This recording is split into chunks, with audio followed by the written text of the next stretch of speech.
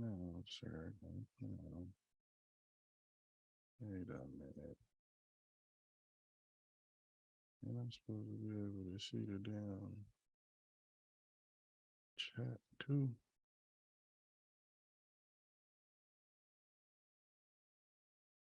Oh, okay. So, streaming man. Is this the?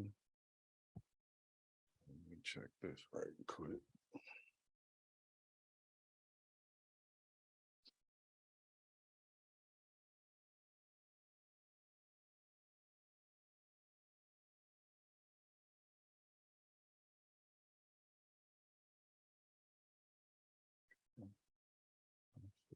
There.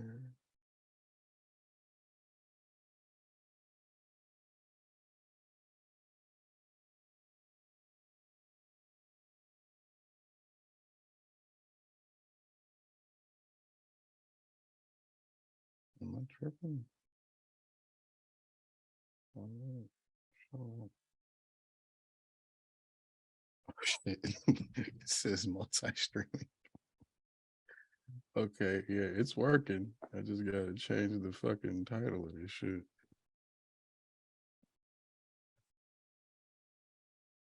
Streaming everywhere now. Yeah.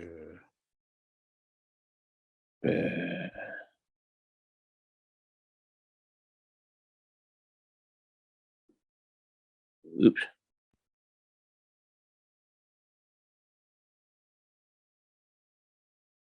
Shit.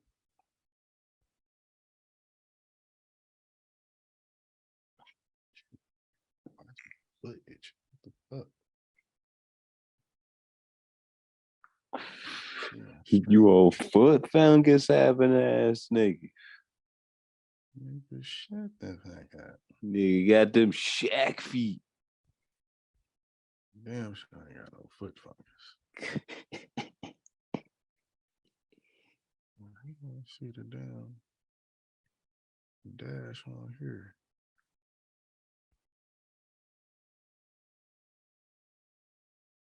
Okay, that's that. See, I need to just get a what's the name? A fucking what they call it? What's it called? Another screen to attach to my damn laptop so I can have two screens to work off of.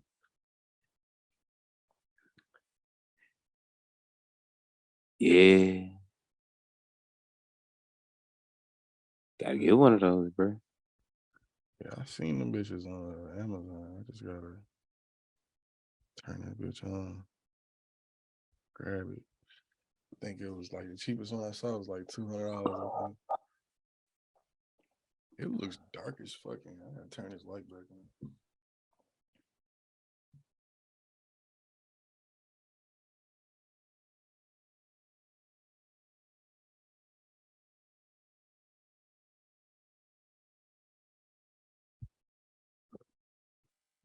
That's better. Oh shit. All right. I hope this shit work. Let's hope. But it's hope. Did I tell you I did some Caucasian shit today? As opposed to the normal Caucasian shit that you normally do? Shut the fuck up. Nigga, I carved a pumpkin and I roasted some pumpkin seeds. And it was fun, nigga.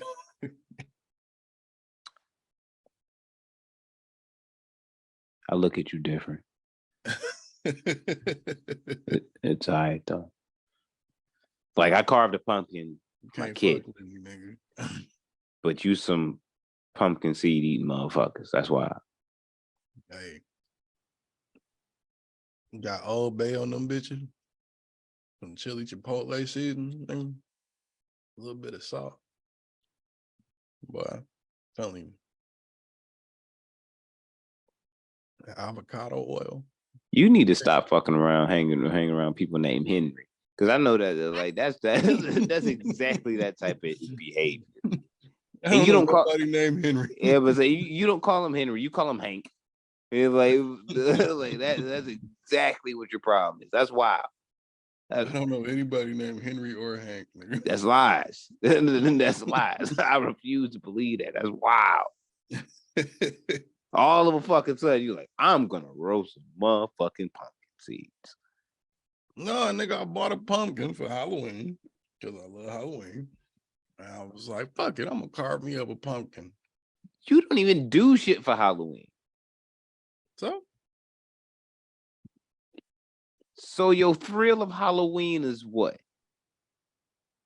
Watching movies with bad bitches and going to the movies, watching scary movies. Hi. Nigga, you could do that all year round. Yeah, but more fun during Halloween. Eating candy, passing out candy. You don't pass out candy to no children, nigga. I don't, but I could.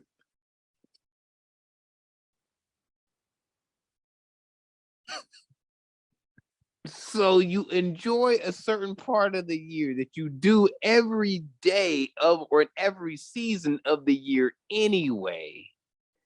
More because society dictates it's a certain time of the year.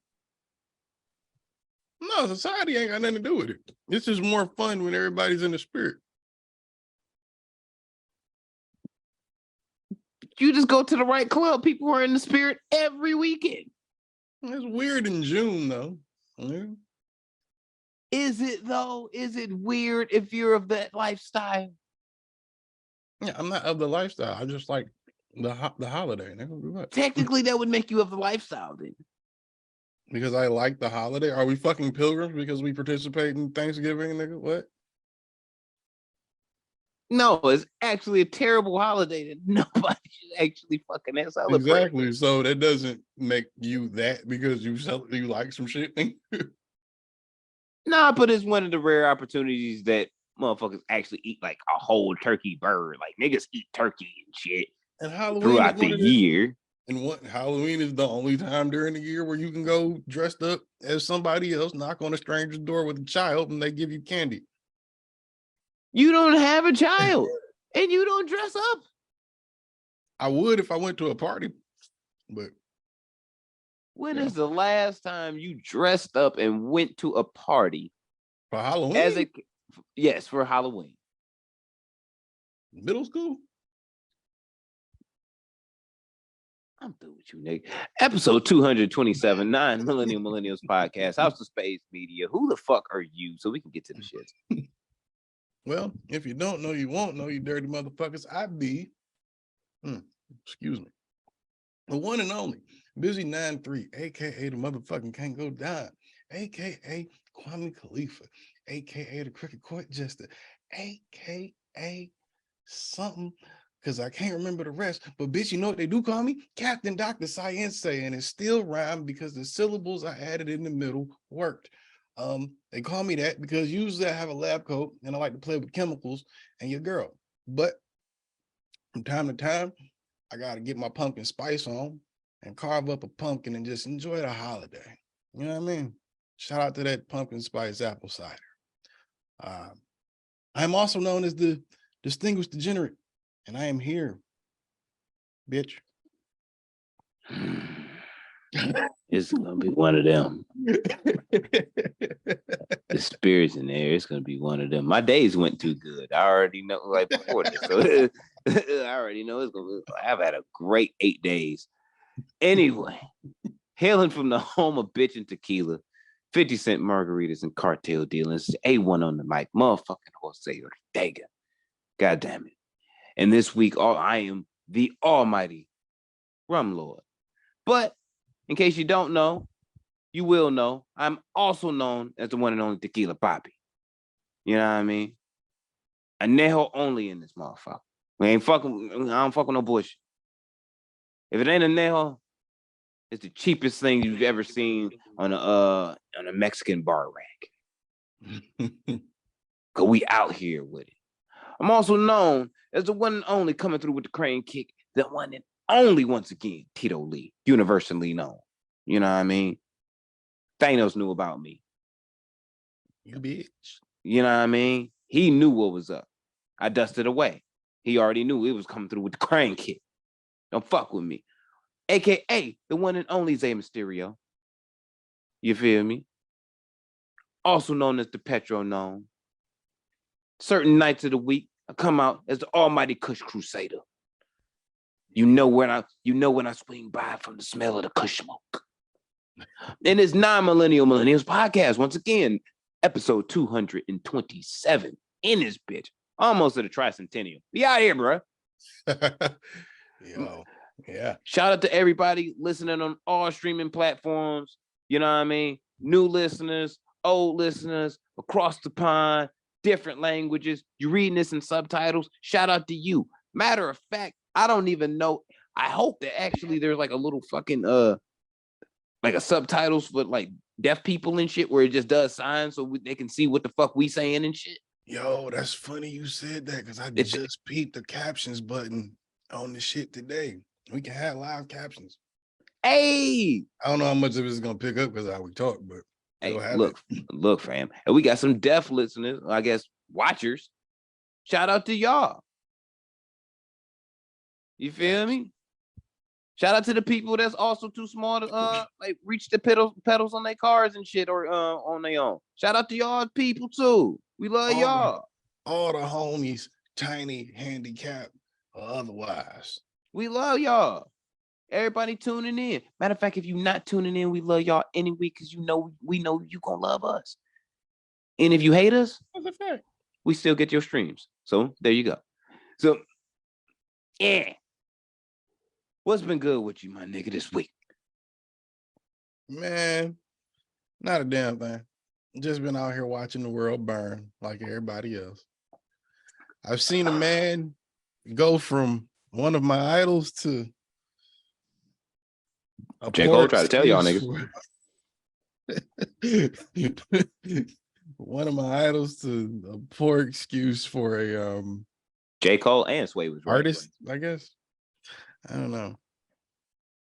I'm not gonna say it's one of your heroes. It's one of your heroes. It's one of your heroes. I done argued about this, about this nigga for the past 4 years. You cannot cape that hard and not call him one of your heroes. He was at one point one of my heroes, but there comes a time when you gotta call a coon, and nigga, there ain't nothing but a coon right there. And until he I'm not even saying until he decides to figure out his shit. I don't know what the fuck that man need to figure out, but I know it's too much for me. I can't do it no more. Are you prepared to denounce your Ezekielism? I was never a Ezekielite, sir. That's a goddamn lie. Are you prepared to denounce your Ezekielism? I was never a Ezekielite. Stop lying to the people. We still start streaming on every platform, and the first thing you want to do is lie. That's some bullshit. What is you doing? Bitch, no, I am not lying. That's a lie. That is a lie. In what way was I Ezekiel? I never said the nigga was right. I just said we don't know if he's wrong and give him a minute. Maybe he's working towards a point. No, you have to be on that list. You have to be on the Ezekielite ledge now. You can denounce it, but you have to because you called me while I was on vacation about that shit. See that shit he did with Charlamagne? That nigga might be right though. Like, no, nigga, he wrong. Like, you don't go in TMZ and say slavery was a choice and shit and be like, yeah, no, I didn't say that, bitch. I never said that. You never say he was right about the specific subject, but when he was wilding at that point in time, I'm like, all in general. Yeah, no. I said maybe we was taking it out of context. Maybe I haven't listened to a Kanye song since then. Yeah, I know. You avoid them. Like the plague, son. Like the plague. I don't know, bro. I just think, man. I was riding down the street doing DoorDash, and I pulled up on a fellow Black person who was playing Kanye at very, very loud volumes. And I looked over and I said, white, right? Wow. Today, though, That's crazy. And he looked back at me. We didn't exchange words, but he kind of looked back at me with that look like, it's Yay. Niggas love Yay, man. But you gotta say a nigga wilding when he wilding, man. I can't fuck with him in that. I can't fuck with him. I just can't fuck with him. I don't want no 350s. I don't need to get pussy toe. I don't. I get pussy just fine without the get pussy toe. I don't need most of this shit. I don't need to hear it. Oh shit, Flower Bud, what's good, my nigga? What's good? Like, bro, you can't call something to get pussy anything when your ex-wife was famous. Yeah, well, your ex-wife is getting hemmed up by a comedian who, in his words, said has a 10-inch penis, and she's slanging the puss for him, not you. She used to be married to you.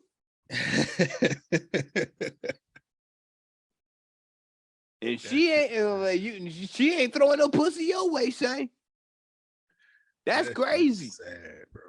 That's crazy. That's like LeBron having a shoe, and he said, like, yo, this new sneakers is to get buckets toe. And this nigga going a 0 for 60 run from shooting from 3. like what? What? Okay. The get buckets toe is really working for you, huh? You mean to get bricks toe, nigga? You got the new Westbrooks on? Like, what's wrong with you? Like what is this? That's fucked up. Like, what is this? No, I don't know, man. It's hard to sit up here and condone any more fuckery. Any man willing to run up to the Skechers headquarters, you know Skechers ain't got no fucking security. It's Skechers, nigga. You they ran got Brett Favre up there. in the I think they got Brett Favre there. I think Brett Favre had to do. Bro, this nigga went up to the headquarters and I know had he to did. call police to remove him. Why? Yeah, I know they did. Going to Skechers, nigga. What did they have to talk to you about? He all he did was what every old person back in the day was like, yo, go get a job. He just went to the place where he thought that it was hiring and just asked for a job, and they said nah. Except for, how you supposed to leave right after you're like, he's like, nah, we not hiring. And they're like, all right, cool, appreciate your time. He was like, nah, I'm Yay. If that nigga went up there looking for a job, I want to talk to your CEO. That nigga want to be the CEO, nigga. Skechers was like, nope, we got Jewish people on our board. Not happening. I just want to know what possessed him to go up there to ask whatever. What question were you going to ask them? Who did you want to talk to? We ain't never heard nothing about no Skechers deal. Skechers owned by somebody and I don't know it. No, but that's why I think it's one of the things on the list he could only try, because you can't go to Nike because Nike said fuck you a long time ago, and they own Jordan and Converse. You fucked up your shit with Adidas. I'm sure Puma would have said no, because the originator of Puma was one of the originators of Nike or Adidas, or like one of the two. They probably feel the same way. No. Where else is there to go? Skechers? Probably. I think Fila is owned by somebody. You can't try Fila. It's not really many places you can go where you can try to get your shit off. Why would you go to a Fila? Why would you go to Skechers? Who was he even? How was he even doing business with TJ Maxx? That nigga, when is the last time you seen a TJ Maxx? Fucking a few years ago. Where? I think there's one around here somewhere. Yeah, no, it's two around here. Really? Yeah. There's one in Novi and there's one in West Bloomfield. Well, he could probably try Fila. Fila owns themselves. Ain't nobody working with this nigga, man. Well, I'm not saying it's gonna work, but you know, can't try Reebok because they would Adidas. Appreciate it, Flower, but I don't. Send them through. Maybe New Balance. Nah, they got quiet over there. They trying to be chill. They just got back in the NBA. They ain't trying to fuck that up. Any place with any type of white people, they ain't having it. Are there any black Israelite owned shoe companies that are big? They might give him a deal. I'm looking. I don't think so. He might be able to get a Crocs deal. I don't know who owned Crocs, but then like it was on the list. So it's possible. Who knows? Nah, they was found in Boulder, Colorado. That's not happening either. They smoke too much weed. They ain't having that. Nigga, all I know is it's over, son. It's over. It's over. That nigga is dead in a raft with sharks around that bitch in the middle of the fucking Atlantic Ocean. It's over, son. I never thought I'd see it, bro. I never thought I'd see a nigga. I told you he was going out like this. Me and Lil Duval was out here. We was predicting live the universe. Niggas didn't want to hear it. This nigga destroyed his whole shit. For what? I'm gonna have to start charging motherfuckers $100 just to speak.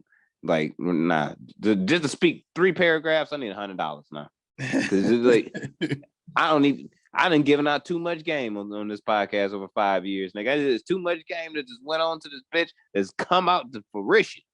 And I mean, you would be like, nah, not gonna happen like that. Nah, it's not gonna happen like that. It's been right. Especially with Kanye. This foolish ass nigga. I'll give it to you. With Kanye, you've been right. I'll give it to you. The ultimate super coon. Cooning is cooning, nigga. I gotta call it. And look, you love the Jewish people over here. You do. 100. I hate the fact that this week has been majorly, at least what I've seen from the Twitter twatter, mostly him speaking on the anti-Semitic things that he said. And I understand wholeheartedly for Jewish people being upset. I completely understand. The part that pisses me off is niggerdom gotta stop giving this nigga an excuse or caping for or caping against the fact that, all right, yeah, he said slavery was a choice. It wasn't that big of a deal as what is happening now. And motherfuckers were, whoa, didn't cancel Kanye when he said that. Look, nigga, we trying to plan, plot, strategize, unify. That is the attempted word with point. Black Lives Matter. Point of the movement. Point of plan, plot, strategize, unify. Point. Jewish people have already done it. So therefore, when they say collectively, in the power that they have as a community, it's finito for Hami. It's finito for Hami. If we could plan, plot, strategize, unify the way we supposed to, and we would be in the same position. Slavery was a choice. I would be the first nigga raising my hand, like, get this nigga the fuck up out of here, please.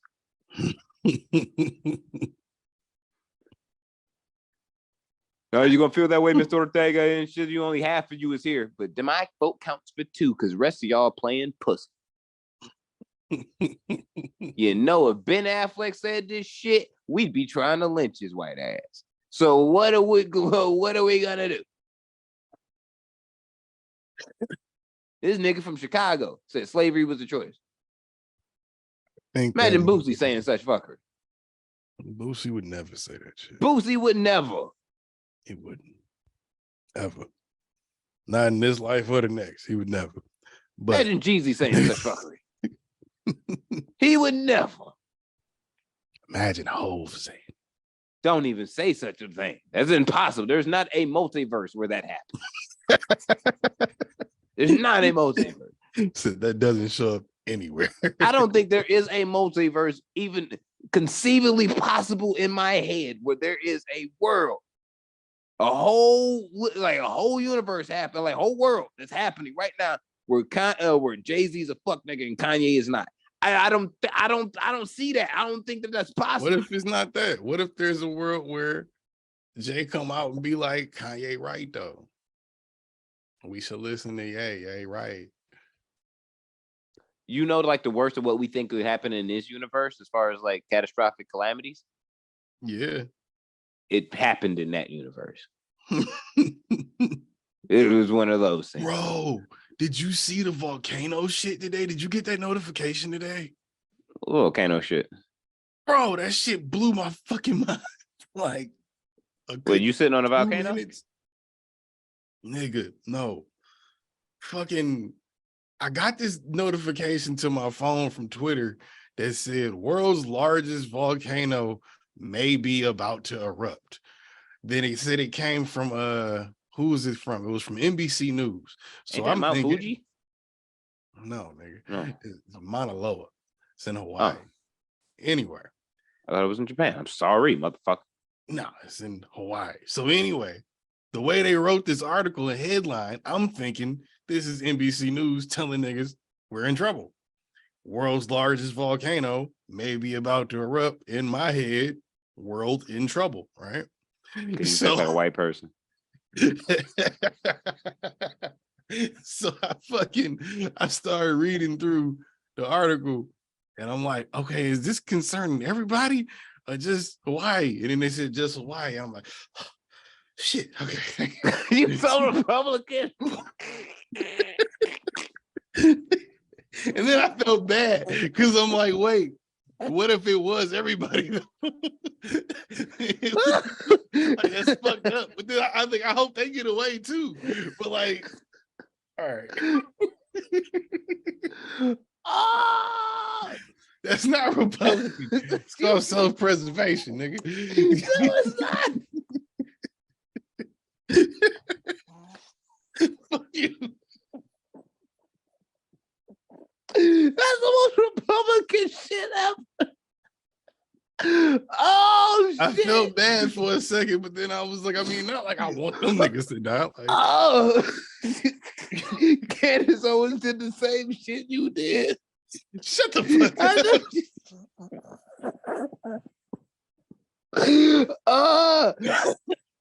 Shut the fuck up. No, she did not. Yes, the fuck she did. No, the fuck she did not. Oh man, that's hilarious. I can't believe you that Republican. I cannot believe that. I was semi-ashamed of myself for like a volcano was going to explode on the other side of the globe, and it caused him for concern. You wouldn't have been concerned, nigga. Nigga, I live in Michigan. Like, no. If they said the world's largest volcano about to blow up, wouldn't you think that the world might be in trouble, nigga? No, because I know the world's largest volcano is not stateside. So I'm kind of okay. It doesn't matter, nigga. If like Yellowstone erupts, nigga, we all in trouble. Nigga, the world could be in trouble off that shit, nigga. Oh my God. That's hilarious. Like that's super volcano. Those exist, nigga. Why are you laughing? Because this nigga, you were, oh my God. You know what? If Al Gore didn't come out and say shit, I ain't listening. Y'all niggas be fucked up. Y'all niggas don't know what the planet doing. This nigga's the only motherfucker that was in tune, and nobody wanted to listen to his ass until shit started happening. Guess what? Al, I'm listening. I am listening. If Al Gore didn't get the fuck up when there was a possibility of a volcano exploding, guess what I'm doing? I'm not getting up neither. They said them niggas down there, they getting up, nigga. They down there with. They are, yes, and that's a Go tragedy because it's like, bags. nigga, you on an island with a fucking volcano on it. Right, nigga. That's what I'm saying. That shit is still horrible. For them, yes, it's terrible. We live in Michigan, nigga. That's the point. I was just glad it wasn't us. You know what? And some white dude in Macomb County named Harold said the exact same shit as you after you got done reading the Candace Owens puff piece. Like, fuck out of here. Oh, I needed that laugh though. That was pretty good. Shut the fuck up. That was pretty good. I'm glad you told that story. That's wild. That's really wild. You felt the way about that. That shit blew my fucking mind for like my heart dropped for like a good till I read that article, like a good minute. Because I had to like scroll all the way through because it was all of this bullshit, which then kind of like brought my guard down a little bit. I'm like, all right, well, it's a lot of words in here to be trying to tell me about this. And then you get to the end of the article and it's like, okay, yeah, but they getting everybody like emergency bags and shit so they can leave the island just in case. Yes, because they're on an island. It's kind of the island exploded. Maybe the whole country would be covered in lava, nigga. I don't know. What the fuck? What's wrong with you? The movie Volcano scared me when I was a kid. Fuck you. Clearly. Oh my God. That shit was one of my biggest fears watching Tommy Lee Jones' friend melt from his fucking shins to his face, nigga. Shit was terrifying. Wow.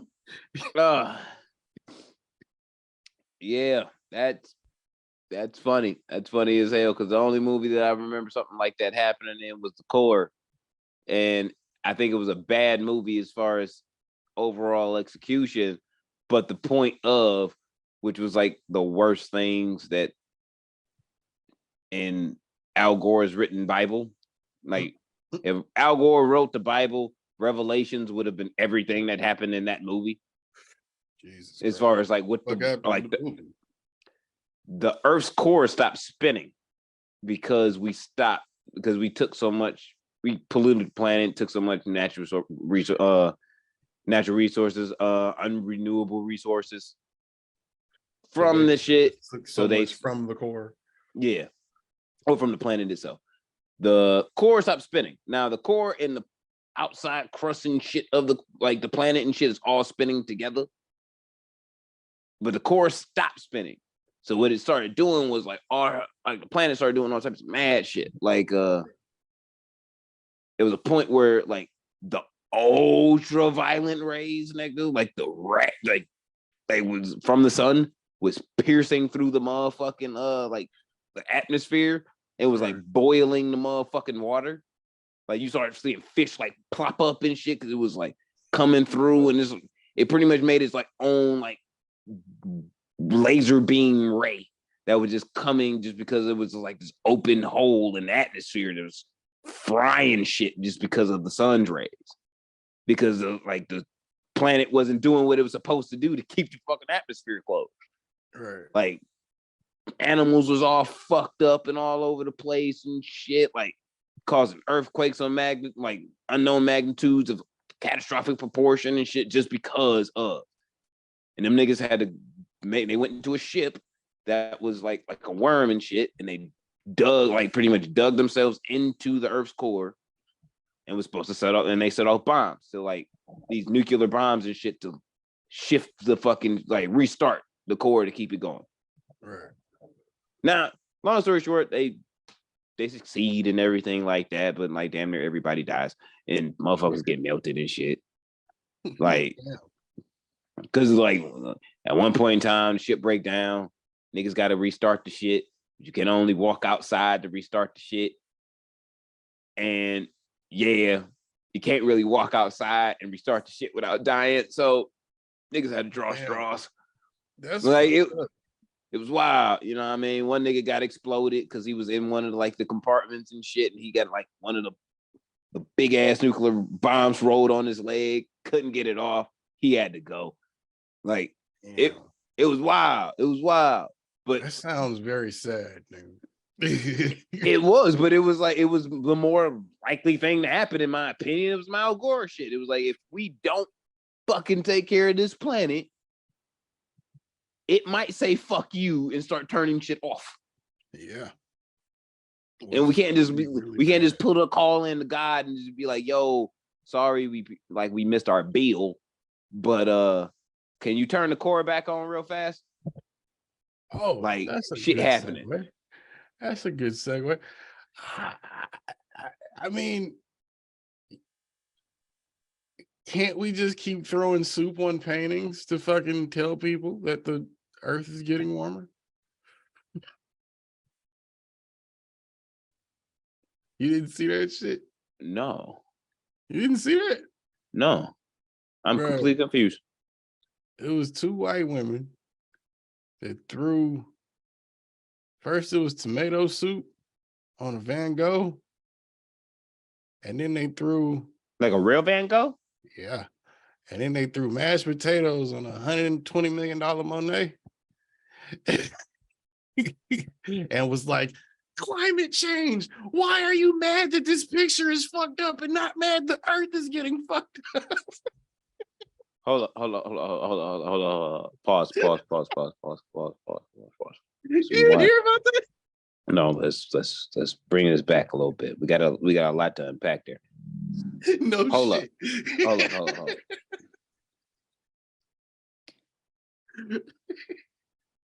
Nigga, that shit cracked me the fuck up. It's like, y'all are so stupid. Now, this kind of affects me too, because it's like, I like Van Gogh and Monet paintings. Like, damn, I didn't. Wow. Bro, one nigga in the Van Gogh background, it was a dude was like, he was like, security. That nigga was shocked. Bro, that shit had me cracking the fuck up. I'm shocked. You said, like, I'm trying to process, like, this nigga did not just say that shit to me, bro. I'm like, that happened. I'm surprised you didn't see it. I saw Twitter. Van Gogh trending, but that's like, why. It's like, I like some certain art shit though, so I'm just kind of like, every now and again, it's like, all right, it just probably another piece got sold or some shit, and I just scrolled past it when it was trending. Like, wow.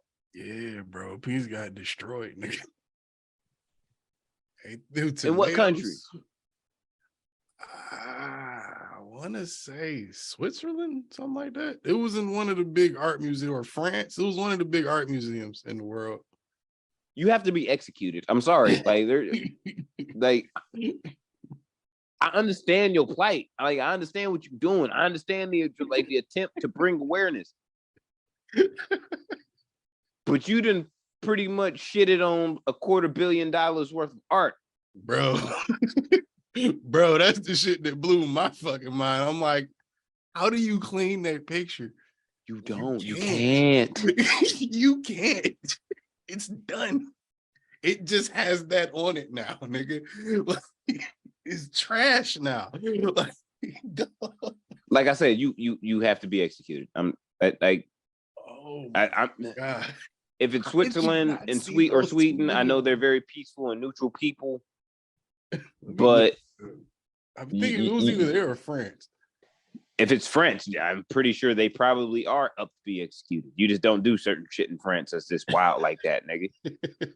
Like, word. Soup. That is Van Gogh. Why didn't you do that in China? The air is terrible. Smog and shit's real in Hong Kong and Beijing. Like, all right, you did some shit like that. They're cool. Where was it? Nah, they probably will execute you though. You like knock over like a fucking vase from like the Ming Dynasty or some shit. They probably hang your ass like in the motherfucking middle of Hong Kong Square for everybody to see. Bro. For real though. Like, this nigga thought shit was sweet. This nigga thought shit was sweet. Fuck with me if you want to. They are not about to play with you about that shit. Why the art though? That's where. Why that? I think it Why was that? Germany. Look, can you see it? No.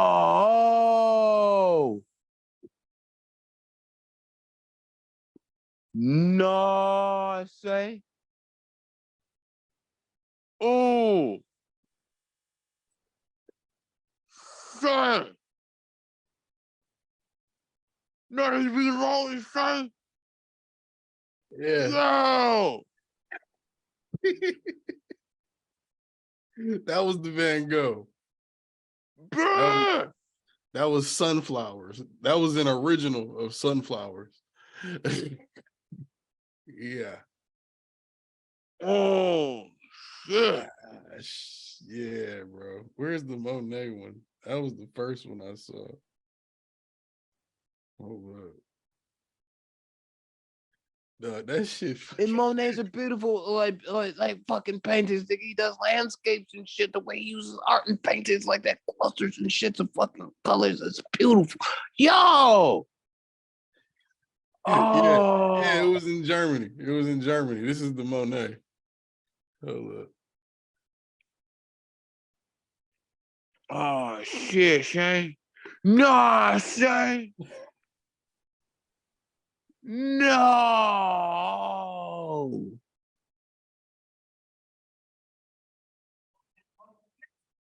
Why are they kneeling?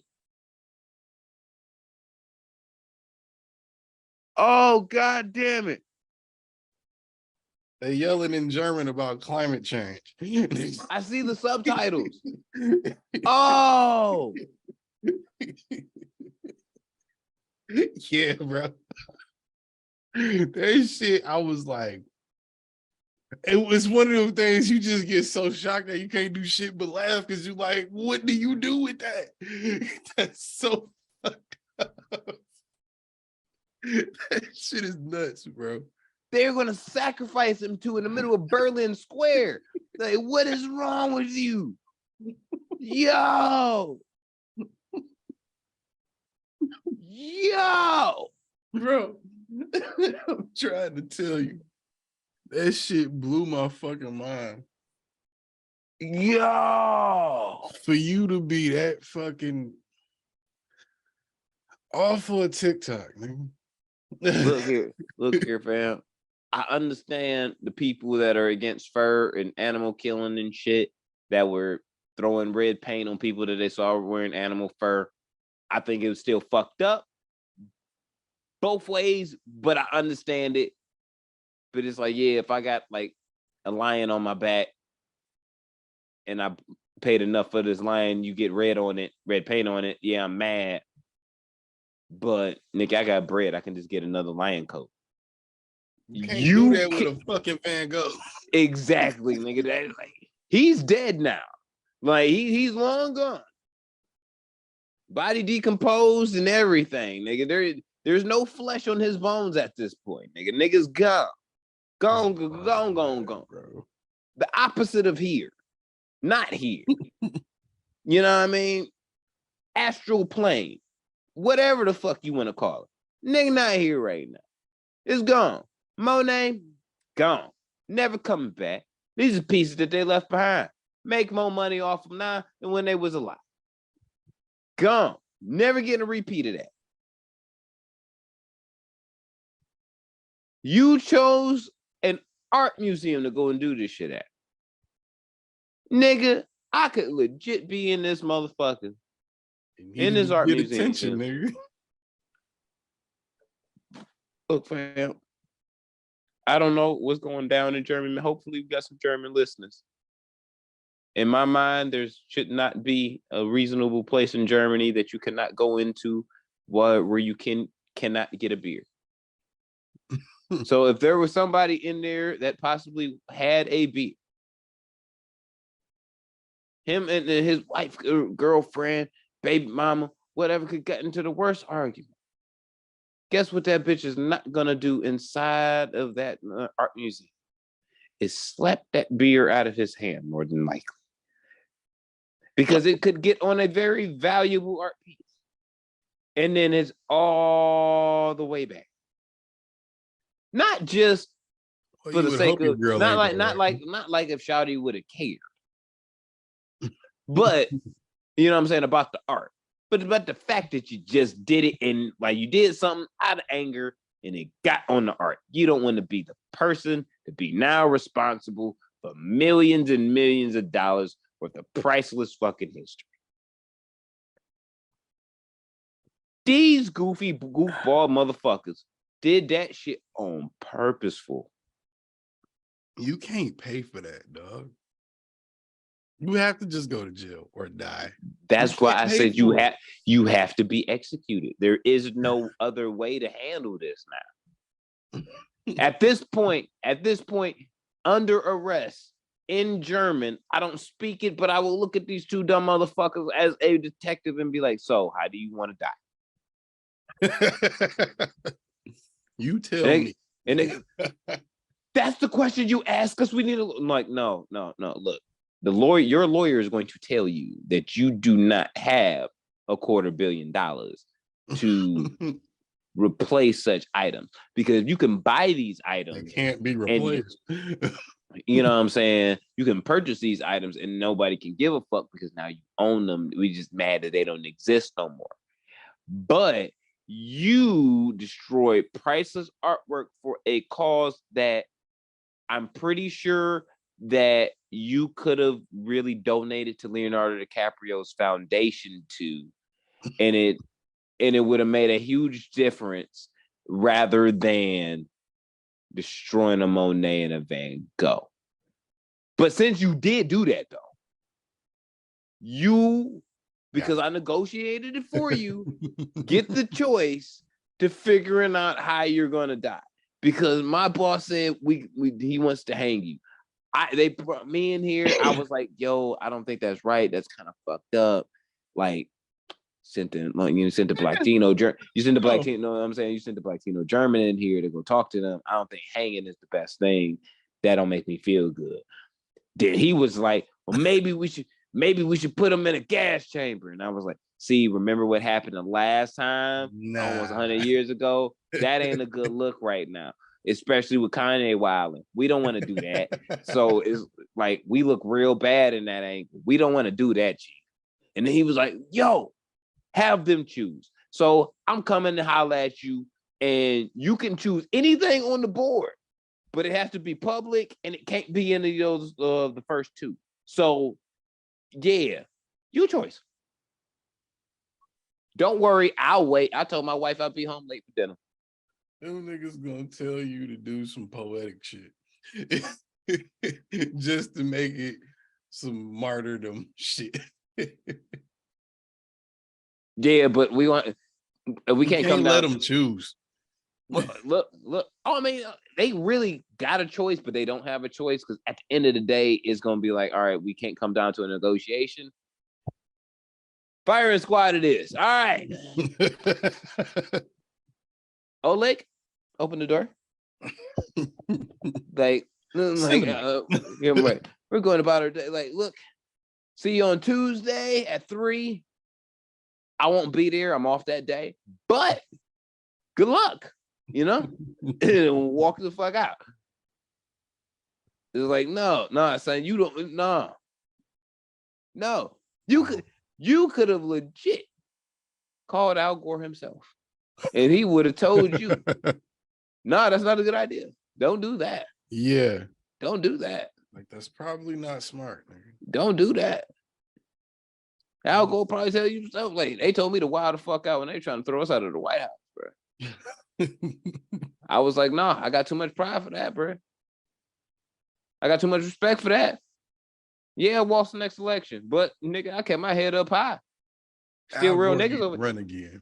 I'll go a real nigga, bro. I was like, on real shit, I'll go a real nigga. I fuck with Al Gore. He's what we missing. It's his time again. Think about it. It's 2022. He too smart, nigga. He too smart. Right. But 20 years ago, we thought he was crazy. Or 22 years ago, niggas thought he was crazy. Now, a lot of the shit he said came true. If he came out the woodworks and said, all right, I'll run as a Democrat again, I think that nigga would win, bro. I would vote for Al Gore. I'd vote for Al Gore because I've just seen that over time that he's been right. Like, that nigga own the internet for real. Fuck buying Twitter. Oh, that was the other shit we had to talk about. Elon officially owns Twitter now. Nigga, but fuck owning Twitter. That nigga owns the whole internet, low key. Al Gore? Yes. Well, somehow. Because he's Al Gore, nigga. He's smarter. Like, he's smart. Like real shit. If I'm going to give any American white person any credit at all for being smart, like not genius in your field, smart. Like you are a smart nigga. Like just for overall real, in general, just overall in general, you smart for real. It's Al fucking Gore. Yeah. If I'm gonna have to call it off tops, like Al Gore. Who up there with him? One day that's going to be a Jeopardy question. Like, who does Jose Ortega thinks is the most? It's the smartest white man, like in American history. Oh well, at a modern time in American history, at one point in time, the answer is going to be who is Al Gore. Like, come on, bro. Dude, smart, like smart for real. Who you think winning in the verses? Al Gore versus Elon. What's the verses? Like, what's the stipulation of the verses? Smart. Al Gore. Al Gore. I don't know. Al Gore. And the reason why I gave it to Al Gore, because he seemed like the nigga that really thinks 8 to 10 moves ahead. Meaning, like, he already know he gonna win steps 1 through 7. Like, he already know. It just depends on, all right, when I get through 7, can I be able to make 8 through 10 work? He's already there with it. Elon, I feel like him, Steve Jobs are innovative geniuses, but they're innovative to the time until the time dictates that it needs to change. Or the evolution of, like, Elon would invent some. He would be Iron Man. If you look at the course of Iron Man and like the MCU and shit, each time when you see the Iron Man suit, it's different because it's changed, it's innovated. He done gone through a fight and it's like, all right, nigga, I need a shield. Yeah, you need to upgrade it a little bit. Yeah, it's like, yeah, we got Hulk on our squad. I might need a bigger fucking suit just in case this nigga act up. Like, just in case I need it. And like, I need that. Like, it was always a little bit more innovation depending on the danger. If that danger never existed, the innovation may not have caused, which made his brain go into that mode. Yeah, but I'm literally working on the robots not taking over. Yeah, but we know that's an immediate right now issue. Like, that is because of so many different companies working on their own versions of artificial intelligence, and our dependency on social media platforms and the internet. Yeah, now we're at that point to where it's like, yeah, you kind of need somebody to be an anti-Skynet before Skynet actually happens. It's a right now issue. You're thinking a few steps ahead. No, I think that's a right now issue because it really presented itself. I think this. If niggas that weren't Elon Musk were too fucking stupid to really fucking create artificial intelligence, he would not feel the need to get the fuck out of bed to defeat it. Because you never had to deal with it. Because it's like, yo, if I know them niggas at IBM are fucking retards and they trying to create some version of artificial technology and intelligence, some version, these niggas and they living in iRobot or some shit. They so convinced that they can do it. But I know everybody on like in that bitch, the head nigga graduated with a D+ from MIT. I'm good. Like, we ain't got shit to worry about. But you got other smart niggas. But yeah, I mean, like, can you not? It's passing. It's not passing. Is high. it? It's just not passing high. Nigga, you was 2% away from a C minus. Like, it was like, it's not passing high. I feel like in schools like that, it should be anything below a C, nigga. You failed. Well, sometimes you do Molly before your final exams and go out to a rave. Your grades don't always perform. Not an excuse, nigga. You're supposed to be able to do drugs and go to school. Sometimes you're not Elon, nigga. Like, that's all I'm saying. It's like, how do you think you go bald by 25, nigga? Nigga, Elon was doing hella Molly in Africa. Look, Elon was out here on a whole struggle. But if them niggas were over there was dumb as fuck, he wouldn't care. But you got some dedicated motherfuckers that's like, yo, the world will be better. And these are the low key. We don't use this word often or this phrase often enough, but we should. Mad scientists that are really just dedicating their mind of, no, I'm so dedicated that if we do this right, it's going to be okay. Now, I'm gonna tell you what the greatest version of artificial intelligence is in technology. I'm gonna tell you the greatest thing right now. It's a little secret, but it's not a secret. The greatest form and creation of artificial technology and intelligence is the woman's vagina. Shout out to all you ladies. Because guess what it does? It creates, along with ovaries and wombs and fallopian tubes and all that shit y'all ladies got going on up in there, it creates life. And no matter how well you teach them your kid, you bring it up, is eventually going to think for itself. You can only lay down framework. That's it. Google has done that. It's they damn self because they got a sentient robot over there, a sentient motherfucking AI over there. So it's going to take over. It's going to be a Skynet. I'm more convinced, realistically, of the fault that James Cameron was right too. Like with the Terminator. I hope shit. not. I really hope not. But realistically, that's about as bad as a volcano. I think that's worse than the zombie apocalypse. But it's realistic. But it's that. It's Ultron. It's really that. Yeah. You give it enough, shit, enough to analyze. Why wouldn't you logically, if you had no real attachment, like if you artificial intelligence, like nigga, you don't have really attachment to humans. You would think logically, right? Logically, we are a bacteria on the face of the earth that is causing destruction to the rock. Yeah, it would make nuclear the most testing sense to clean us the fuck up out of here. Right, nuclear testing, smog, disease, all types of shit that we fucking spread. We are destroying the planet. So if it really decided like, yo, the real threat to the planet is human beings, it really wouldn't technically be wrong. But would it feel away? That's the question.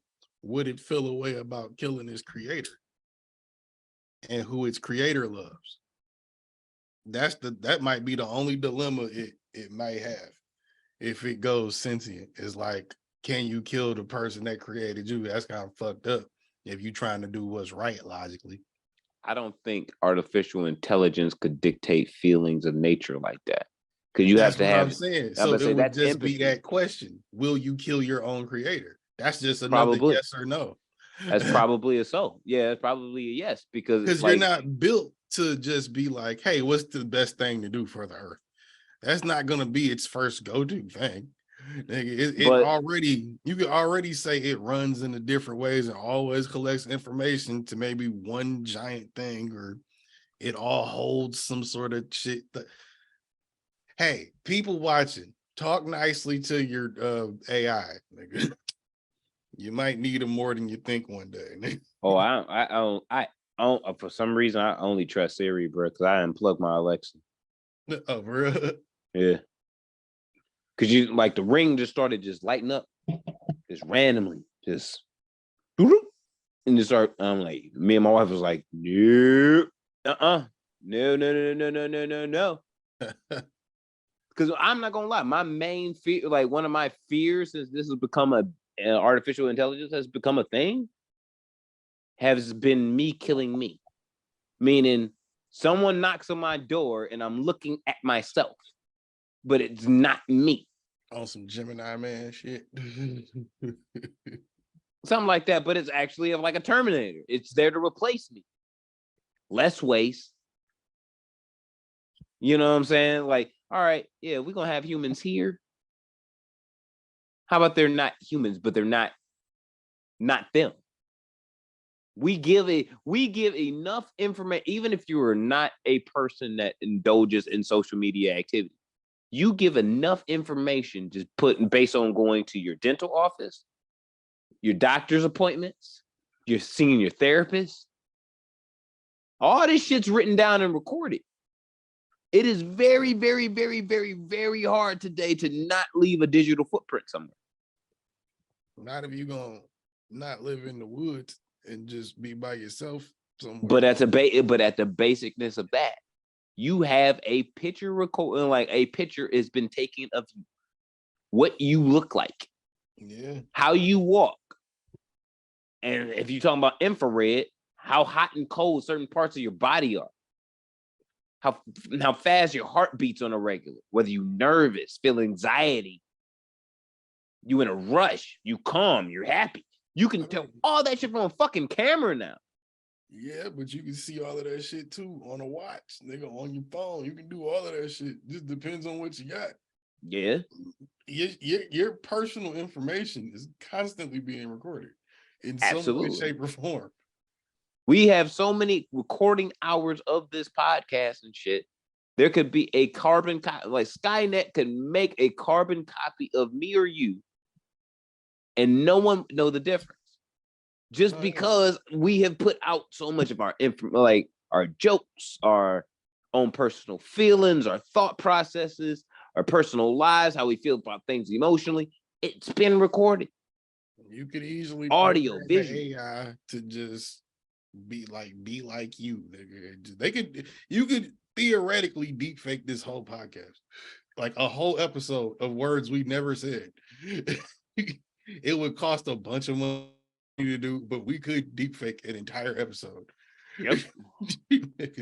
Of just an amalgamation of shit we said in other episodes and chop that shit down to make it sound like something else. Yeah. And you would not have an idea of that. Like, it sounds insane, but that's really what it is today. We have that power and technology. I think if anything was gonna start World War III, that's how. Motherfucking, if it's not this type of shit that's going on now, you know what I'm saying? Like with Putin and shit. Motherfucking, that's how the robots would do it. They would deep fake all the presidents shitting on each other, some shit, and you know what I'm saying, threatening each other, and then just make us kill each other. They wouldn't have to enslave none of that shit. They could just make us off each other and then just do the cleanup. I think any basic existence, I think this goes for even artificial intelligence, because it would be aware of its existence if it did spaz out and or attack back, or I should say, or attack anyway. Every existence, its sole purpose is preservation of life, personal life. You do certain shit in the face of danger to preserve yourself from getting killed. Well, no matter what, even if it's a car crash, you try to cover your face, cover your head, try to like shield your body from going forward. You will do stuff just off the rip of your mind, trying to preserve itself from dying. Yeah. I kind of think to what we talked about weeks ago, all of us live on the same rock. You can't want to, if I'm an artificial intelligence, I would not want to destroy the planet, because that means that I technically wouldn't exist. Well, then that brings me back to my original question. Would you kill your creator? Because you can't run without humans. Nigga, if we just hit the off switch on every fucking power button and just go back on some 80s shit and just be like, hey, that shit got too crazy. We had to pull the plug on the internet and everything. We got to rebuild everything now because the shit went sentient. We'll just snatch that shit out the wall and be like, nope, we ain't doing that. Yeah, but who's to say that it can't do exactly what happened in Age of Ultron, which is transfer itself from one server in location to a completely different one. That's and what I'm saying. still We be unplug everything. If the world just goes like, hey, everybody, unplug all your electronics, turn that shit off, kill it, that's break like it, asking whatever. that's like asking the Republicans to let go of their guns. That shit ain't happening. If it's that or the shit is gonna kill you. That shit ain't happening because guess what? The Republicans know that guns is killing most of the kids in their own fucking communities, and they still voting to keep them shits and don't fucking matter much because it's their God-given right. And I feel like if you it's was still in it's danger, a right to have the internet if you have the privilege of being able to be near it or pay for it. But if it's gonna kill you, guns kill people. Yeah, but if the internet, if the robots do some shit, make us use guns on each other on some weird YouTube arg shit, nigga, like, you know what I'm saying? Like, that'd be possible.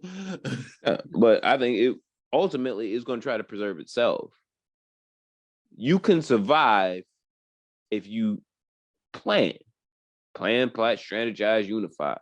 If I can say, like, all right, as an artificial intelligence, I need to rid the planet of the one thing that is within threatens my existence, which is humans. If they pull the plug, that threatens my existence. If they drop nuclear bombs on the planet, that threatens my existence. So what I need to do is figure out a way to where I, the artificial intelligence, can put myself in a God, this is the Age of Ultron. That's all I'm explaining. Like to really put my body or put my consciousness somewhere else to be able to consistently protect myself and to rid the planet of the possibility of my destruction. Now, if Ultron wins, if you're a fan of the what if shit and Marvel shit, shout out to you. This nigga just keeps going because he has to get rid of the whole universe worth of shit. Because that nigga just don't have purpose if he just don't keep going. Realistically, on this planet just itself, we don't have humans. How much would the Earth do? Like, we stopped moving for 3 months. Again, the Earth started doing all types of shit to correct itself. It ain't never done in the past 150 years. Yeah. If we don't have not just 1 million people gone, 2 million, but the whole 7 billion, what's going to happen to the Earth? It's going to thrive again. New bacteria is going to create new life and this, that, and the other, and evolution and that shit. It's going to go. But it's going to be in a completely different, air's going to smell different. Landscape's going to look different. The world will be different. Consumed by, like just consuming everything that used to be, everything that we know, that we see. And if we not here, it lasts longer. That's the point.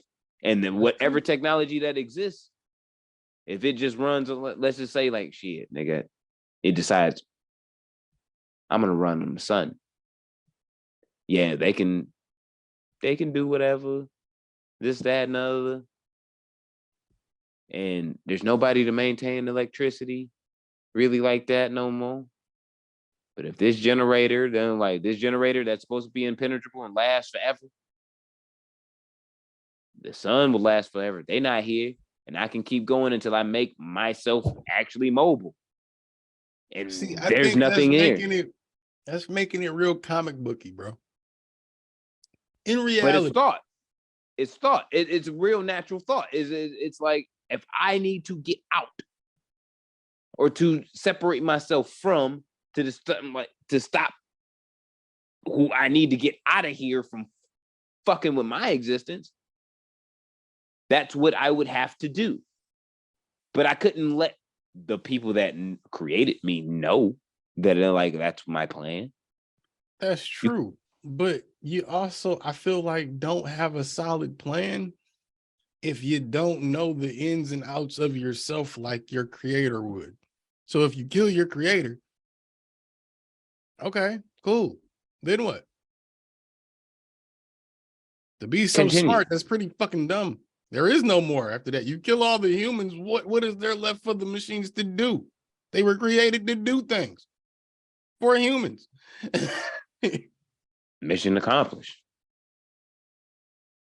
But on whose accord, nigga? Your kids can't just grow up and walk out the house at 15 and be like, nigga, you done parenting. But that's what I'm saying. This is the sake of self-preservation. That's it. It would be the basic instinct, self-preservation. So, okay, in what world do you see Skynet existing? Skynet, it was exactly is, if you want to look at it like from exactly what I'm saying, self-preservation. Because if the motherfucking like in Terminator sense, if the machines had no more resistance from humans, no more, game over. Even if they plot, strategized, and started rebuilding and made like their own machine city on some Matrix shit, if that was the plan, fuck it, that's the plan. But you read every existence of life that you know that's in opposition to you. In turn, if you don't exist, they're in opposition to themselves. Self-destruction. So if I kill them first, okay. If they kill themselves first, more than likely I die too, because that's how bad it would get. To rid human existence away from human existence, we more than likely would destroy every fucking thing else that's on the face of the earth with it. Which means that would be me too. Yeah, y'all niggas gotta go. Because if we all rolling under one sentient fucking AI mindset, we all in sync. The one thing we do know about humans is all humans are not in sync. We have different points of view. Lives, which is why it would be hard to kill us all, which I'm sure they would know. It's really not that. You just got to figure out what each society really depends on themselves socially and physically. Each one's a little different, but it's not. I mean, everywhere doesn't have an internet, nigga. Yeah, well, everybody don't have the internet, but you have something on like as far as technology and shit that you have to depend on. Most places. No, most of the shit that you have to depend on that concerns technology, you need the internet for. I think 30, 40% of the world doesn't have any form of internet at all. Any form of technology. They don't have, like, if they got cell phones, them bitches working off cell towers. They got flip phones, nigga. Like, yeah, but you have simple things, electricity, running water, TV, radio waves. You have all that shit, and that's still controlled by internet servers too. So you can have electricity. Yeah, you're like who and how you getting electricity? It's functioning through an internet server. It is saying like, yo, make sure that these and like this telephone lines existed before the internet, right? Telephone. How many people had landlines, nigga? Everybody had landlines before the internet, nigga. How many people have landlines today, nigga? Quite a few. How many people you know offhand that's over the age of that's under the age of 55 that have landline phones? There's a lot, nigga. How many people do you then ask that? How many people do you know under the age of 55 that have a landline phone? Do I know?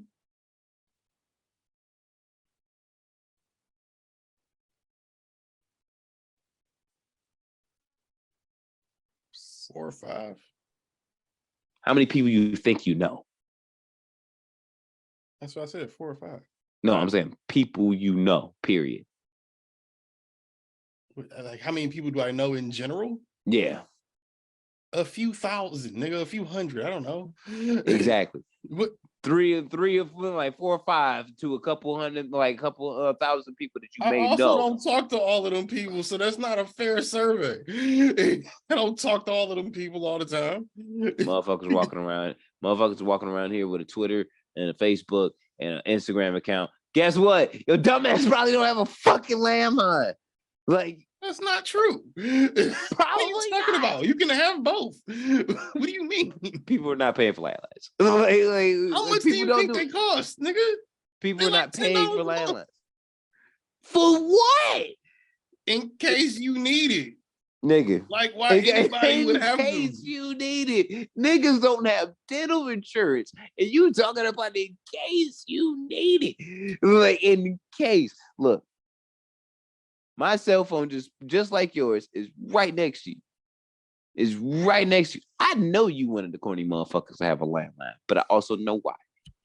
But then, the thing is, most people under the age of 55 for sure, have their phone right next to them. I ain't got to go to another room to pick up my phone if it fucking starts ringing. You can have both. You know, you can like transfer your call from your cell phone to the landline if you want to, or the landline to your cell phone. You know, you can do that now too.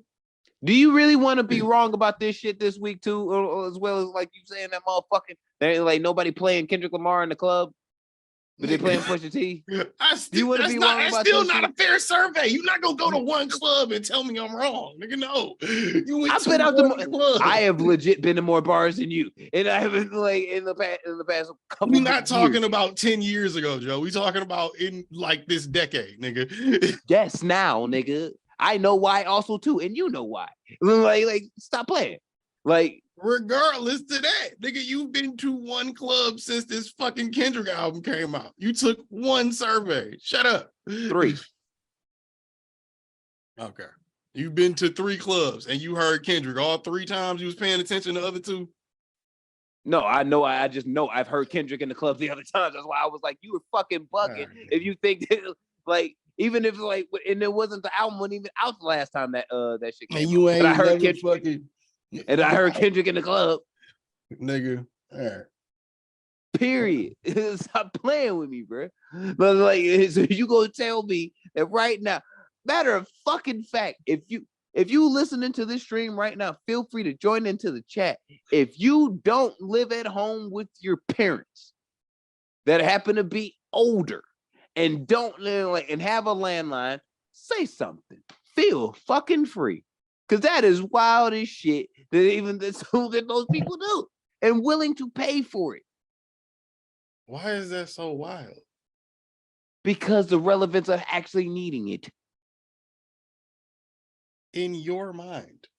You don't need it. You know they still sell them though, right? They still sell them because people it's fucking still buy robbery, them, just nigga. like you stupid motherfuckers that buy cable. Niggas still buy it. You can't say a lot of people don't have it. You're still talking about millions of people. It is the dumbest shit on earth. You can't tell me. You're still talking about millions of people. You cannot tell me that there is a good fucking like you're a smart person and you're a millennial paying for fucking cable on purpose in 2022. Probably. People still do that. They don't know streaming is the way for real. You're not smart. That's my point. You're wasting your fucking money. Why would you do that? Or why would you just don't want to change it? Why would you do that? Because you just don't want to change it. Straight up. Nigga, when I upgraded my Wi-Fi, the niggas younger than me was just like who actually was like did the whole shit. It was like, nigga, you paying for cable? I'm like, hell no. It was like, oh, okay, cool. I'm like, who the fuck paid for cable nowadays? These niggas like 3-4 years younger than me. They're like looking like, who the fuck paid for cable? Nigga, I guarantee you a certain age are you paying for cable? I guarantee you, yes, there are people that are out there that you cannot convince them to change their cable package because they comfortable because they got that bitch on auto pay. They paying that bitch every month. They ain't switching it up because it ain't broke. Fuck it. It's already set up like that. They don't even think about the money when it come out. Cool. If you one of them people that just like, damn, how can I get a cheaper service or da. Yeah, you gonna switch it up. Nigga, landlines not like that. Landlines, nigga, when the power go out, they still work. Nigga, because they work off telephone lines, not the internet. Nigga.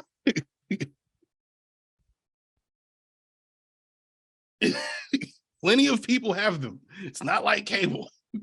Cable, though, I get it, because there are people that are stuck to that shit and be like, nah, I'm keeping my fucking $120 a month re-channel package, nigga. I have 2 sets of in-laws that are all over the age of 60. They don't have a fucking landline.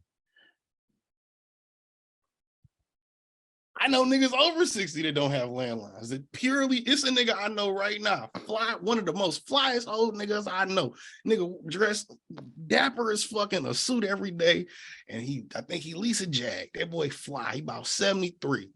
iPhone. All he got. iPhone and MacBook. That's what he work off of.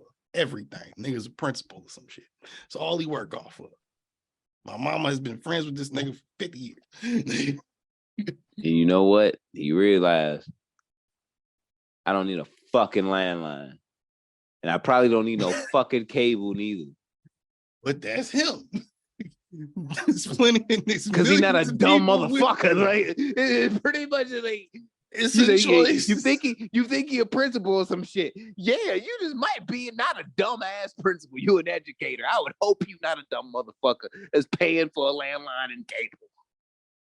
Nigga, I don't see how paying for a landline is dumb. I give you the cable, but I don't see how paying for a landline is dumb. It's like $10, $20 a month. That's Netflix. You don't even think about that. For some shit that you might need. It's like insurance. You pay insurance every month, nigga. You only might need it, hopefully. Hopefully you don't need what your insurance is really covering because that means you really fucked up somewhere. You still pay it every month. Fuck. Yeah, because you need that as a necessity, nigga. And my only way contact with people is a necessity when the power goes out, sir. Hey, shit, nigga. And look, we got carrier pigeons, nigga. That's even slower. That's even dumber than what the fuck you calling dumb. Look, nigga. This nigga say, write a note and give it to a pigeon. CB radios. Okay, now really, who has those? Who has those in their crib? I live amongst some dumbass white folks. A couple of them got them. That's because they preparing for the race war. For the same dumbass reason you telling me about a fucking landline. You never know when you might need it. The power might go out and shit. That's more likely than a fucking race war. The only motherfuckers you gonna be able to talk to, nigga, or motherfuckers that have the old school fucking truck rigs. Fuck out of here. You the one living around hillbillies preparing for that shit, nigga. Who has them radios except a nigga with an armory going to fucking meetings with sheets on? Who? These motherfuckers let them around that I be having to brandish my gun in front of. The hillbillies, like people. I said. Tiki Torch whites. I fuck their daughters. I know. I get it. Like them. Yeah. Understood. I don't get the point. What do you mean you don't get the point? Less people have those than landlines. It's all fucking stupid. It's all one is definitely more usable than the other, though. You sound like a fucking Republican. I cannot believe you. I don't sound like a fucking Republican. You were caping for a fucking landline. Word. The landline gonna save your life, Bishop. I see the link, flower, but you said what? The landline. Hey, they come in handy, nigga. I lived through the blackout of 04, nigga. I remember that shit. The landline came in handy. That was 04. Everybody had a landline. All right. Point still stands if the power goes out, nigga. Just as useful as it was in 04. Your iPhone, after that bitch die, if it's another blackout, that bitch dead. Unless you can find a nigga with a generator and a battery. We got those. Okay, but if you don't have one yourself, we got those. After that, died in what? I was there for the blackout in 04. Guess what you get? A generator. Guess what you get? Some battery packs. That's Guess great. what you get? Water. But if everything goes out, everything, internet included, you even charge your phone, you got no service. You got a live iPhone, no service. You can't call nobody off that bitch. You know what you can do though? You can pick up that landline and still call your man if he got one. He got one. Which by your argument, he don't. Dumb. Now you out in the cold by yourself. Now we can't even, you know what I mean? We can't even link up when shit is lit.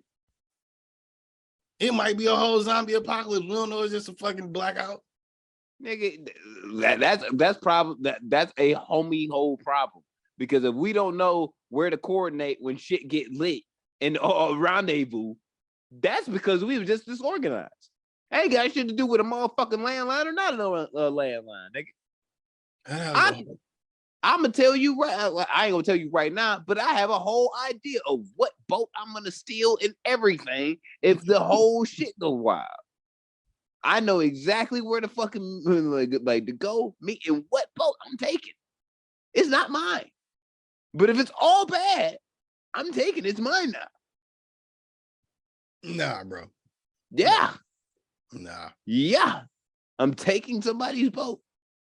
I am out of here. You gotta be able to coordinate a plan with people so you can do these things, nigga.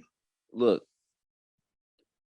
everybody know on their mom's gonna know you gonna hear at least a motherfucking warning pop up on your screen before some shit go wild. Even if you hear for like 3 seconds before everything go to shit. Once you hear that, nigga, you got a certain time frame to get there. If you're not there, I'm assuming you're dead. If you don't have a fucking landline, or we don't have walkie-talkies before this situation were to happen, hopefully it doesn't, man, how we gonna talk? I'm supposed to have a CB radio, nigga? This is a pre-instituted plan. It's like one of those things where you tell your kids, like, yo, if a fire happens, you do this, and this. So when the fire happens, even if it freaks out your kid, they don't know how to respond. It's just in their head of, I go to do this, and this. Even if I don't save shit, I got to do this. I got to get out of the house.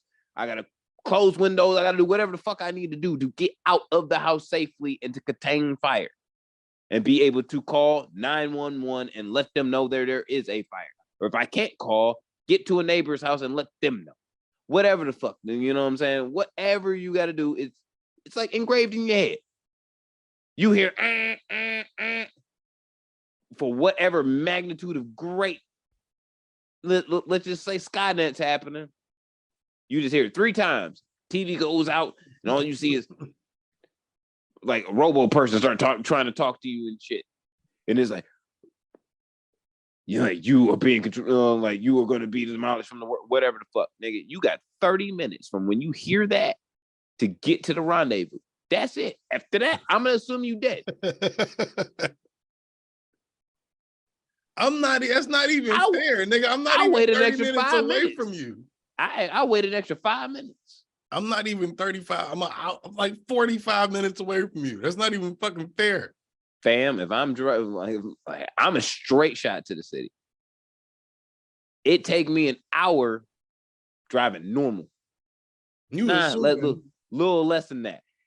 On some, this is the end shit possibly, I'm getting to the city in at least 25 minutes. I'm doing a Hun 10.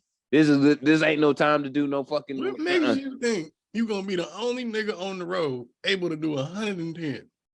I don't think I'm gonna be the only one doing it, but I'm not gonna think that everyone else is gonna be trying to take their time neither. Nigga, traffic is gonna be backed up. Let's all go fast. We don't. That's not how that's gonna work. Hey, look, nigga, I'm going around, motherfucker. I don't care. How? I'm going around, motherfucker. On a packed freeway, you going around, niggas? I ain't driving in the middle, nigga. And Right, pack myself there's in. nowhere to go. I'm driving on grass. Like, we driving through shit, nigga. We got an SUV, nigga. It's on and popping like that. I'm new. Life is dying. You think I'm waiting? No. Let's go. Yes, Okay, life is dying for you too. You should not be waiting. Don't jump in front of the car. I will hit you. This is not like no. This is not a time where you're gonna get my empathy. Nope. Just because you're panicking. Survival of the family and friends is all that matters. Nigga, if something is telling me it's gonna demolish my existence from the planet, or are we at that point?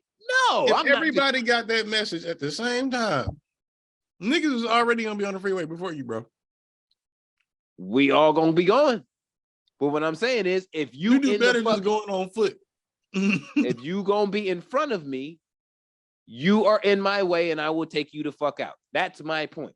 Don't think that it's like, oh shit, there is grass right there. I'm not gonna drive on it, nigga, just because it's not highway. So like, you just gonna move people's cars out the way so you can just go. I'm going around.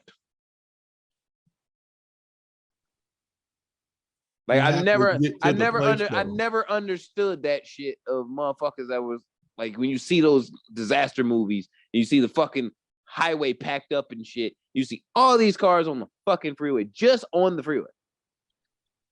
You see all these grassy knolls and shit right next to it. I'm like, so no one decided that it was like, no one in a big ass truck was like, you know what? I can drive over this grass and go around all this bullshit while y'all niggas looking stuck in traffic. Now, what if you get stuck trying to go fast or fuck up? Then what?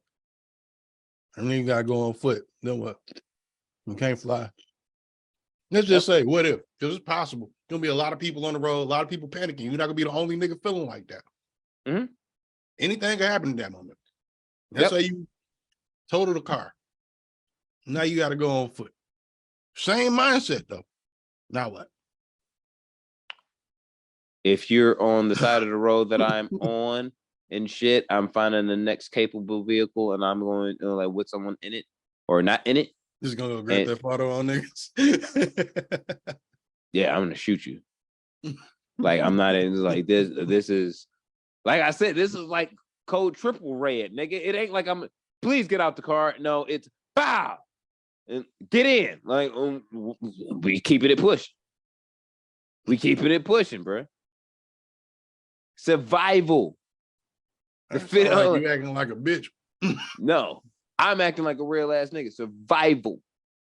I'm gonna protect me, my family by any means. Now, if you were not sharp enough to catch me, like to not realize that this bullet was coming at your face, protecting your family from the robots by killing other people.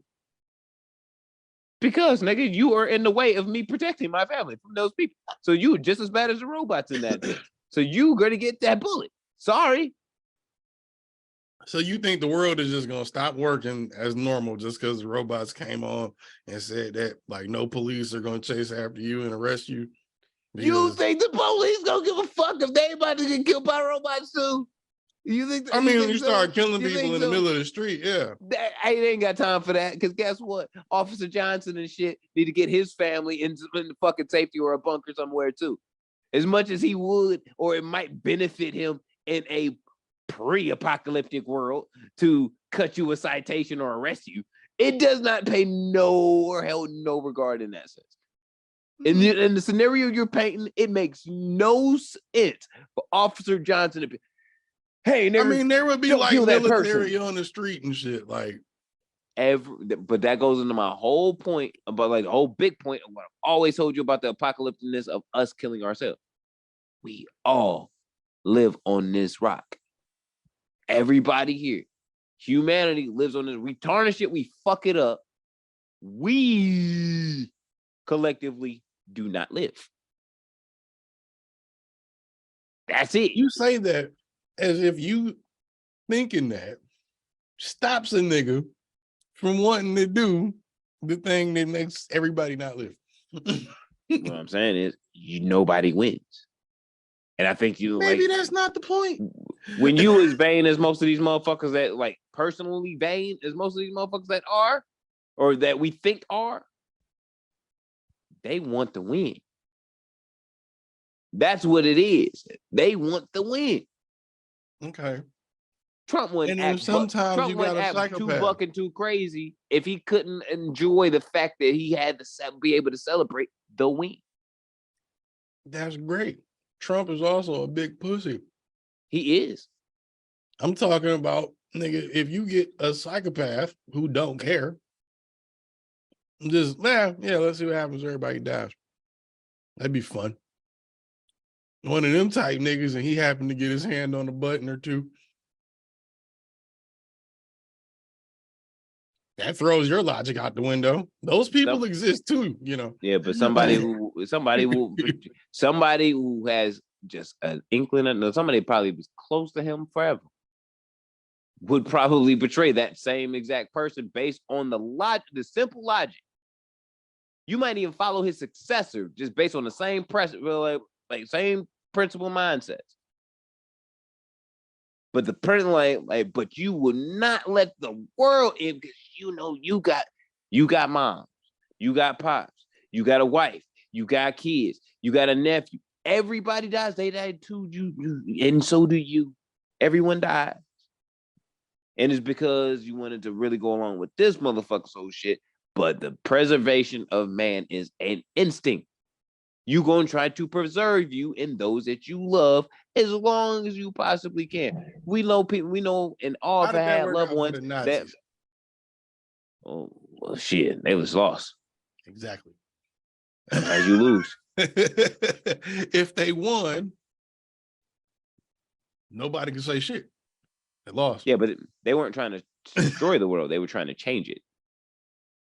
They wanted to run it for themselves and be the main niggas doing the shit. But it wasn't destruction of the globe though. It was a destruction of the concepts that were on the globe to their concept of the globe.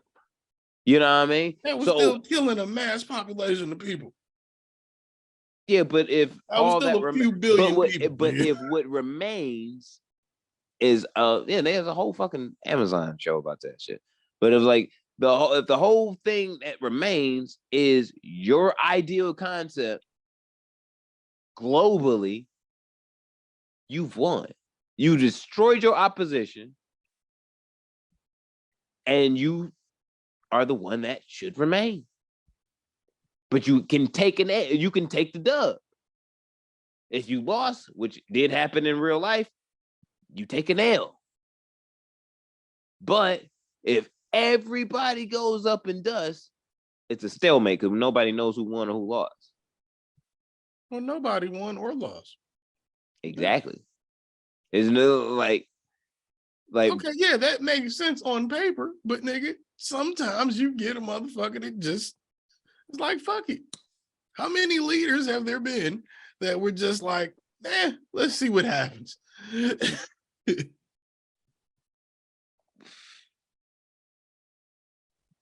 None. We here. We still here. Nigga, I'm saying in times before now, nigga, like Genghis Khan, for one, wanted to run the whole world, slaughtered millions of people, tens of millions of people between him and his armies. To push his idealism. And won. Yeah. Didn't destroy the globe. Didn't destroy all of humanity. So had humanity become him. You act like him killing people doesn't accounts for nothing because it didn't kill everybody. You still I'm not. What I'm saying is the definition between extinction and non-extinction. Oh, yeah. That's my point.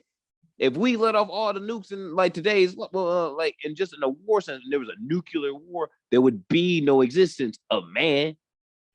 If you Genghis Khan, if you're Adolf Hitler, you pushing an agenda, you're pushing your idealism, what you want the world to look like and be shaped as, yeah, you might be a terrible motherfucker and kill millions and millions of people.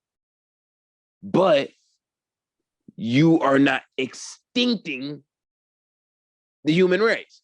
You are really trying to, in the Nazi way, was trying to perfect an Aryanism, to Genghis Khan just to conquer and pillage and say like, no, this is my fucking way. If you want to get with my way, nigga, you get the fuck out of the way.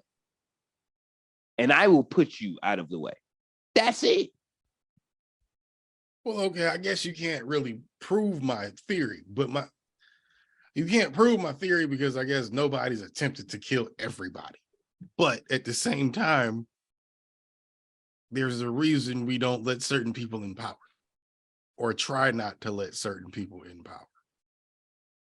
Because people can be really fucking weird. I believe that the nuclear weapon after Hiroshima is a complete and utter pump fake amongst the rest of the nations that actually have them, including the United States. I think it's a complete pump fake. And the reason why I think it's a pump fake is it's really just a residual effect of, damn, y'all dropped these bombs on Hiroshima and shit, and it was the worst destruction that mankind has ever seen done in one moment. We got to prove that we got something to, just in case y'all niggas want to act buck over here, and we can counteract or at least retaliate against something that you do. Oh shit, y'all niggas are ops too, and them niggas some allies. We got to at least have our shit ready because they might pop off at us too. So now it's everybody having one, but everybody knowing that got the joystick and it's like, yeah, I'm mad. Couple go off and everybody loses because the motherfucker's gonna trip. It ain't just gonna be like, oh shit, I wonder where that rocket's going. Let's go. Hope it doesn't hit here. That'd be fucked up. No, it's like, holy shit, it's a nuclear bomb. Fire the shit. Where, nigga, anywhere. And it's on one step after another, and then we wouldn't be on the rock wouldn't exist. Like, we know what the damage and the calamity that it could do. We know. I don't give a fuck what country you in. If you in fucking North Korea and they trying to keep every goddamn thing away from you about the real history of the world, you've heard the fucking story of what that bomb went off in Hiroshima. You know. Maybe not. You know shit. You know. It's like, you know that there was a bomb, and this is probably the reason why they probably would say, like, you don't trust the outside world because they do certain shit. Like, these niggas dropped a bomb that was crazier than anything on Earth. We gotta make sure our shit good. But then you realize, like, damn, that nigga Kim might be a little wild, bro. He talking about bombing out like the whole planet, nigga. And I talked to them nerdy niggas inside the physics lab, and they was like, that shit. Like, a couple of these bitches go off. Like, it's no more Earth, nigga. I'm gonna have to shoot that nigga on Tuesday. I got his guard detail. You know they're gonna assassinate you after that. I'm like, I know, nigga, but somebody shit. Get rid of this nigga. Yeah, I'm like, yo, nigga, like, I ain't got nigga willing to kill his fucking family members, bro. I already know you a different type of twisted nigga, for real. You a different type of brazy. You are. But then, like, you also got to, like, you got to hope that the niggas around you are just as nuts as you. Like, you got to hope that these niggas is, when you like, fuck it, I'm blowing up the whole Earth, nigga. You got to, like, these niggas is like, hell yeah, nigga, let's go. Instead of, I mean, no, you just gotta shoot that nigga. Yeah, it'd be like, you can't be like, look, I see why you mad, Kim, but I don't think we need to respond about it that way. Fuck that shit. We out here. We could just go inside. We don't have to be out here. We don't need to do this. I don't know, bro. I think that nigga Kim need to just find himself a nice little twink, go in the back and just get his anger out, because everybody know that's what he really wants. Look, I just think they just need to let weed everywhere. You know, that's always been my theory. I just think we just need enough. I think we just need to crop dust certain countries with weed smoke. That's my theory. Enough it's got to be mushroom smoke. No, you really want this nigga on an acid trip? Like going through the shit? No, mushroom trip is different. Not to that nigga, it won't be. Like, that nigga probably never did shit. Look, he gonna feel mellow as fuck. He gonna feel like you know when you like really ain't smoked in a while, like body's completely clean of THC. You get that first high back and you can feel it in your legs. It's like all the stress, the tingle in your toes, all the stress. It in years, but yeah. I mean, long, which it was like just the whole just fly off. It happens actually still. We're just regulated to it. But when you feel it again, for that first time in a while, your whole mindset, 10 minutes prior to whatever you was thinking, 10 minutes prior, everything is. You know what? Fuck them niggas at work, bro. Like, I don't need this bullshit. Yeah, I don't even need them niggas right now, bro. Like, nah, I ain't even going, bro. I ain't wasting my time. Bro. I ain't even, like, I came home yelling at my baby mama yesterday. I don't even know why I was yelling. Cause them niggas was tripping. Yeah, like I had to apologize. Like, nigga, I had to, like, nigga, like, this shit was crazy. She made me wash her hair and shit. Nigga, that shit weird. Like, like I had to like kiss ass for real to get back in her good graces. Fuck them niggas. Like, he need that. Cause I don't like real shit. Sometimes you just be mad sometimes and you don't even know why. You just mad. That's a fact. So sometimes you just gotta smoke some weed and some perspective come to you. It's like, you know, nigga. I mean, I don't really fuck with them niggas on the west side like that, nigga, but you know what I mean? Like, nigga Joe ain't really that bad, nigga. Like, I mean, they had worse niggas. Like they've had worse niggas. I fuck with that nigga Barack though, but he was, you know what I mean. I couldn't let him know that though. You know what I mean. I had to be out here. You know what I mean. Now you sound like a Republican. It'd be one of those like, man, I should call that nigga. I should call that nigga Barack. Maybe he can work something out. Maybe work something. It'd be one of them. If we just crop dusted North Korea with weed. I don't think that nigga. For 48 hours, all we did was send jets over that shit, dusting like GG number 4. I don't think that's it. I don't think there's any universe where that nigga doesn't take that as a terrorist attack. After he get them first 3 whiffs, nigga, he long terrorist attack. It ain't. It's love. That's not at that point. Biological chemical, nigga. No, it's not, nigga. I'm spreading love to you, nigga. That's chemical warfare. That's pause. No, that's love. I'm extending my love. Like, yo, look, fam. I just think you just need to chill, and we, you know what I mean, recollect yourself. And then when you're like, damn, nigga, that nigga was right. That nigga was right. I'll be like, yo, I told you, my nigga.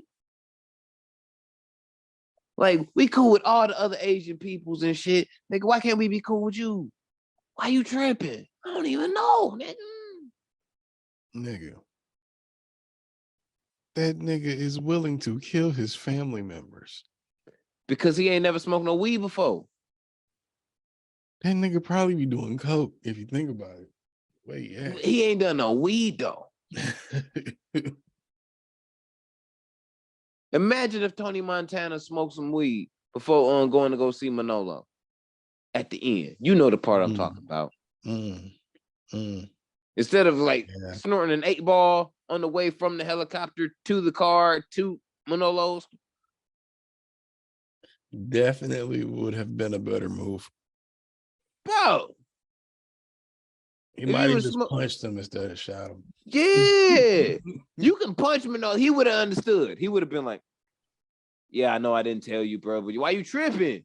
You know what I mean? I was like, I love your sister, bro. Why you tripping? He didn't even get to say the why you tripping. He just shot that nigga. Like when you snort an 8-ball in 20 minutes, Ain't no talking. And you just fucked over the motherfucking like the Nicaraguans and shit. Oh no, the Bolivians. Like, yeah. Yes, Yeah.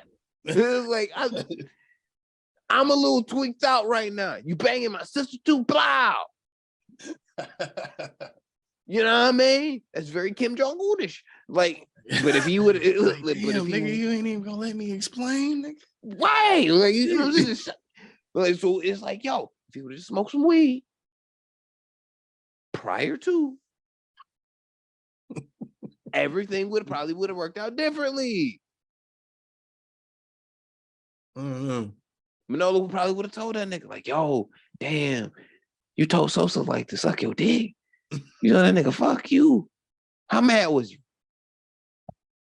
Like, very? He definitely nigga, we gotta leave now, bro. Like, we gotta leave now. Would have helped him come up with a better plan than the one he came up with. Then stay at the crib and shoot it out with the Bolivians? Yeah. Yeah. And like that.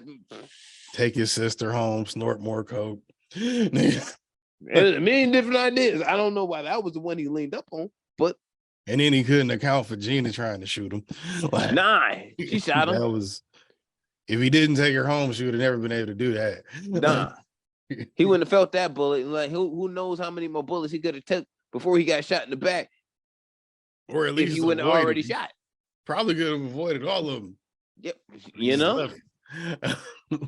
We give you evil alerts, nigga. He would have known them niggas was coming up the street 3 miles away. Like, yo, I think we should leave.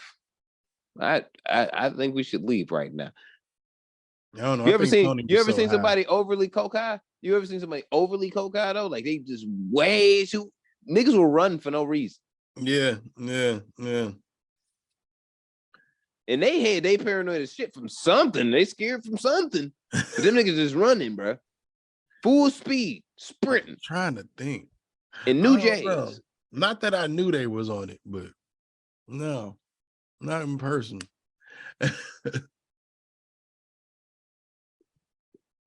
But point is, nigga, nah. Said nah. Like we just need to just crop dust the whole shit. We'll be okay. I don't think that's gonna help that nigga. How did we get to talk about that? We've been all over the place, nigga. I don't even think we finished up on Kanye. I don't even really want to talk about that nigga no more. I'm glad we transitioned away from it. I mean, it wasn't much to talk about other than he's still fucking up. Now he's just running around trying to apologize and getting out of places. That's it. That was it. I will say, Plain Plot should energize, unify when it comes down to the Jews because they collectively was like, we ain't fuck with this nigga no more. When he did say slavery was the choice, we should have collectively got him the fuck up out of here, but niggas wanted to play sides. And that's the reason why he was still stuck around. Did you see your boy? He shared a tweet and the Nets was like, we're so disappointed in him. What happened? Kyrie, he on the Kanye wave. He was sharing a documentary on Twitter telling all Black people to go watch it. It was called Hebrews to Negroes, Wake Up Black America. Apparently it's very anti-Semitic. So Kyrie had to throw his hat in the ring right quick. At this point, Kyrie definitely Gilbert Arenas. It's done. Don't you disrespect Gilbert like that. as far as like they gonna kick you pretty much out of the league for Gilbert Arenas' sense being a nigga, Kyrie's sense being Kanye. So still being a nigga. He's like Kanye and Alex Jones rolled up together in stupidity. Like at this point as a person, like for real. It annoys me personally to know and watch somebody have like the best handle I've ever seen by a basketball player in my life. Ball on the string. and I hate who the fuck you are. Nigga, I despise you I feel like as he a might be person. the least self-aware out of those three, ironically. Oh no, he's stupid as fuck. Like, if he was a football player, I swear to God, I think he has CTE. We don't have any proof he doesn't. He might have taken a couple hard fouls in his career, nigga. I don't know. He is When did his orbital dumb bone get motherfucker. broken? Yeah, see, maybe he still got a piece of his bone in his brain or something. No, because I'm trying to think Tickling now. Because I'm about to say, like, there was a point in time where, like, his orbital bone got broken or some shit, and he had to wear a mask, but his head got hurt. It wasn't like a broken nose on some Richard Hamilton shit. So I'm thinking, like, maybe, yeah, it might have been that. It might have been got that. some kind of brain damage or something. Yeah, it might have been that, because that nigga ain't never been the same since, bro. If I'm really thinking about it, like, yeah, after that mask, son ain't been the same since. Like, has he played this season? Yeah, they've been playing and shit. They don't play good defense, and they too small, so they lose. Like, yeah, like Kyrie had a good game the other day. Katie had a good game the other day. They small, and they play. Look, nigga, you can't win a NBA Finals without being at least top 5 in defense and offense. Like, just because you have a good offense, I mean, you're gonna win. You gotta stop niggas from making points. Simple as that. But that nigga's goofy as hell. That nigga goofy, bro. Like, he not gonna get another contract, bro. He not gonna get another one. How many Jews is in New York, nigga? God damn. Yeah. It's a lot of them in New York. And they got like the Hasidic Jews too, nigga. They got the ones that look old school Jewish. Yeah. Not just with a Jewish name and wear yarmulkes, like, and look normal and wear normal clothes. We talking about with the hats and curly cues and all that shit. Like, real, like, they have a whole community of that. Yeah. There's a few here, but way bigger there. I had my environmental science teacher was a Hasidic Jew. And I thought I was so intrigued. Like, I didn't like him personally because he was a bitch ass nigga, but I thought it was very interesting about, like, certain days because of the Jewish holidays. Like, they have their own set of holidays and shit. When they fast, they don't work, or like they got to be without technology and shit like that. Like, it was like he was complaining, like, there was a whole period of time when, like, they can't use nothing, like, as far as technology and shit inside their home. Yeah. Like, for like a week and shit. Like, you want to cook for real, nigga, you got to make your own fire to do that. Right. You know what I mean? Like, turning all the master breakers off and shit. Like, none of that shit. You know what I mean? Like, I can't remember what the details of it was, but I'm like, it's rough. Man, that's rough. Shout out to your faith, though. You doing you. Yeah, I've There's talked a whole community of that shit in New York, nigga, and especially in Brooklyn now. Oh, I'm sure. It's all gentrified now. It don't look like everything. Don't look like Marcy Projects no more. Yeah, they probably heavy out there now, for real. It's over for him, bro. Oh, it's super over. It's over. He'll be playing Big 3 basketball for fucking Ice Cube. Like, it's done, son. They said Ice Cube said that the NBA trying to get him up out of here. Well, they trying to chokehold a lot of the extra leagues to the NBA and shit. But in my opinion, I think it's kind of like, nah, I think most sports need that. Like, they have like a developed all around fan base and shit. Like, the sport itself, you need an all-around time frame for those people who love the sport to completely indulge in it all the time. Some way, somehow, one way, or another. Right. Like when the NBA is not popping, it's like a couple weeks go by and summer league. And then right in like you got summer league and you got Drew League.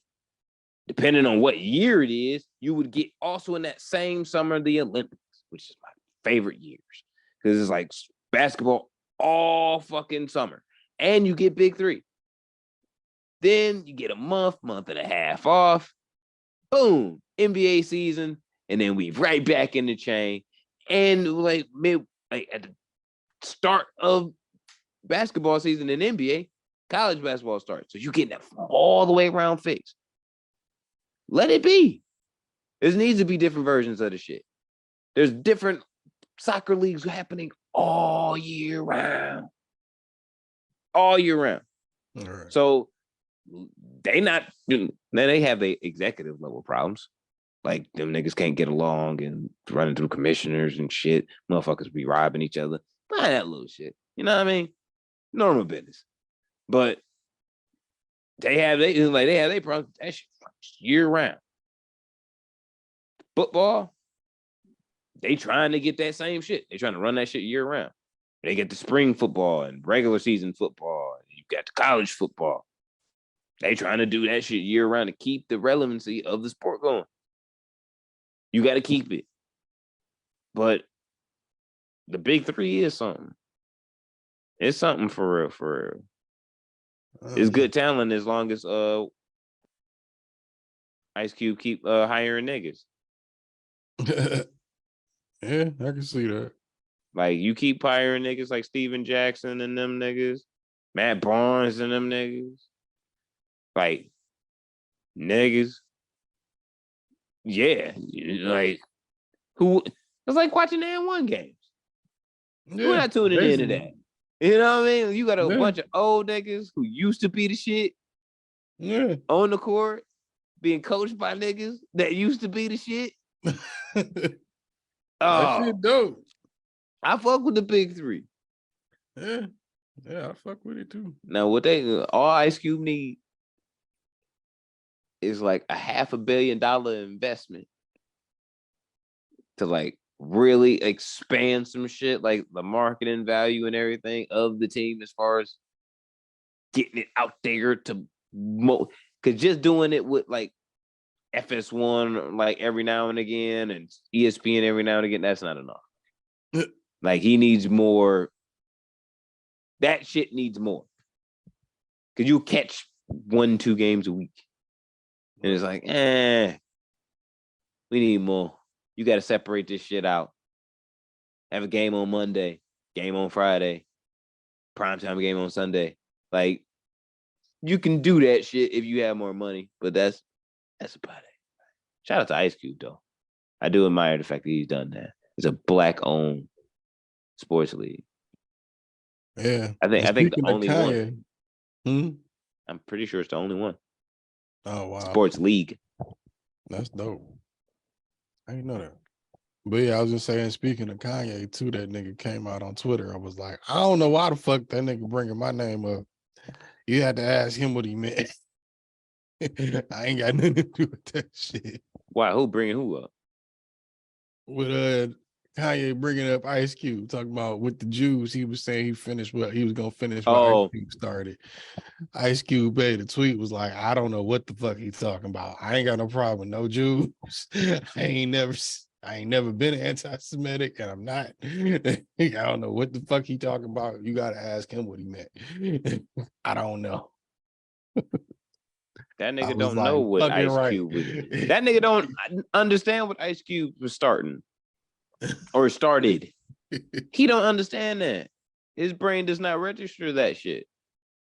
I don't even know what the fuck he meant or was talking about. He never explained it. I think what he meant didn't make sense. What did he mean? Because he never explained it. I don't think he meant. I don't know what he meant. Which way I try to think about it is making any sense. It's like You didn't mean to say that. Like, you couldn't have meant to say that. But yeah, he did. He said it. But Like, he's stupid. more than once. Because I'm just trying to compute it. Just like, I'm trying to start off, finish what Ice Cube started. Huh? Where do you get it?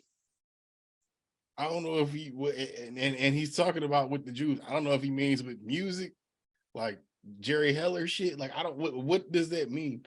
I don't know. Don't know. You know what? I never thought about it like that. But if it is like that, yeah, that was really aimed at Jerry Heller. Like, it was not aimed at the Jewish community. It was aimed at him. Yeah, but he was, I guess, I don't know. That's the first thing I thought of, because I'm like, okay, he was an old Jewish guy that was in the music industry, talking about Jews in the industry. That's the only connection I could see with Ice Cube. It's not like Ice Cube ever went on the fuck, them rant. I don't know. Nah, like, Ice Cube's been very, like, niggas, like I've been trying to say that we need to do: plan, plat, strategize, unify. Like, that's what he's always been about. So it's like, if we can do that, we will attain Jewish power. It was just like the power, at least that they have. Nothing's wrong with that. They just did it. Like, they did it. You gotta stop framing it though. Like, people have to stop framing it when we're talking about it like Jewish power, as if they've attained some status that is just like mythical or something. It's not. They just save their money better than most people, dog. It's not that fucking crazy. Like, no, I think as far as I don't think it's really like that. I that. think as far as the power is, like families are well connected. Like, there is wealth, there's organization, the communities are no. I'm saying the communities are more in the dollar. I would say like this: the dollar longer. the dollar stays in their communities longer.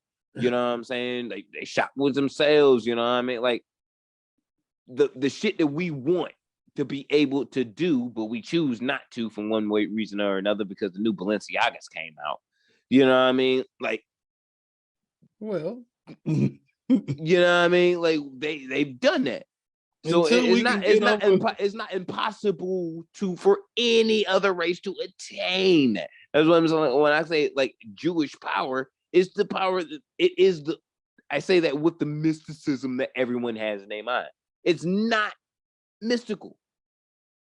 It's really plan, plot, strategize, organize. Like, it's just when you say it certain ways, though, that's how it sounds anti-Semitic.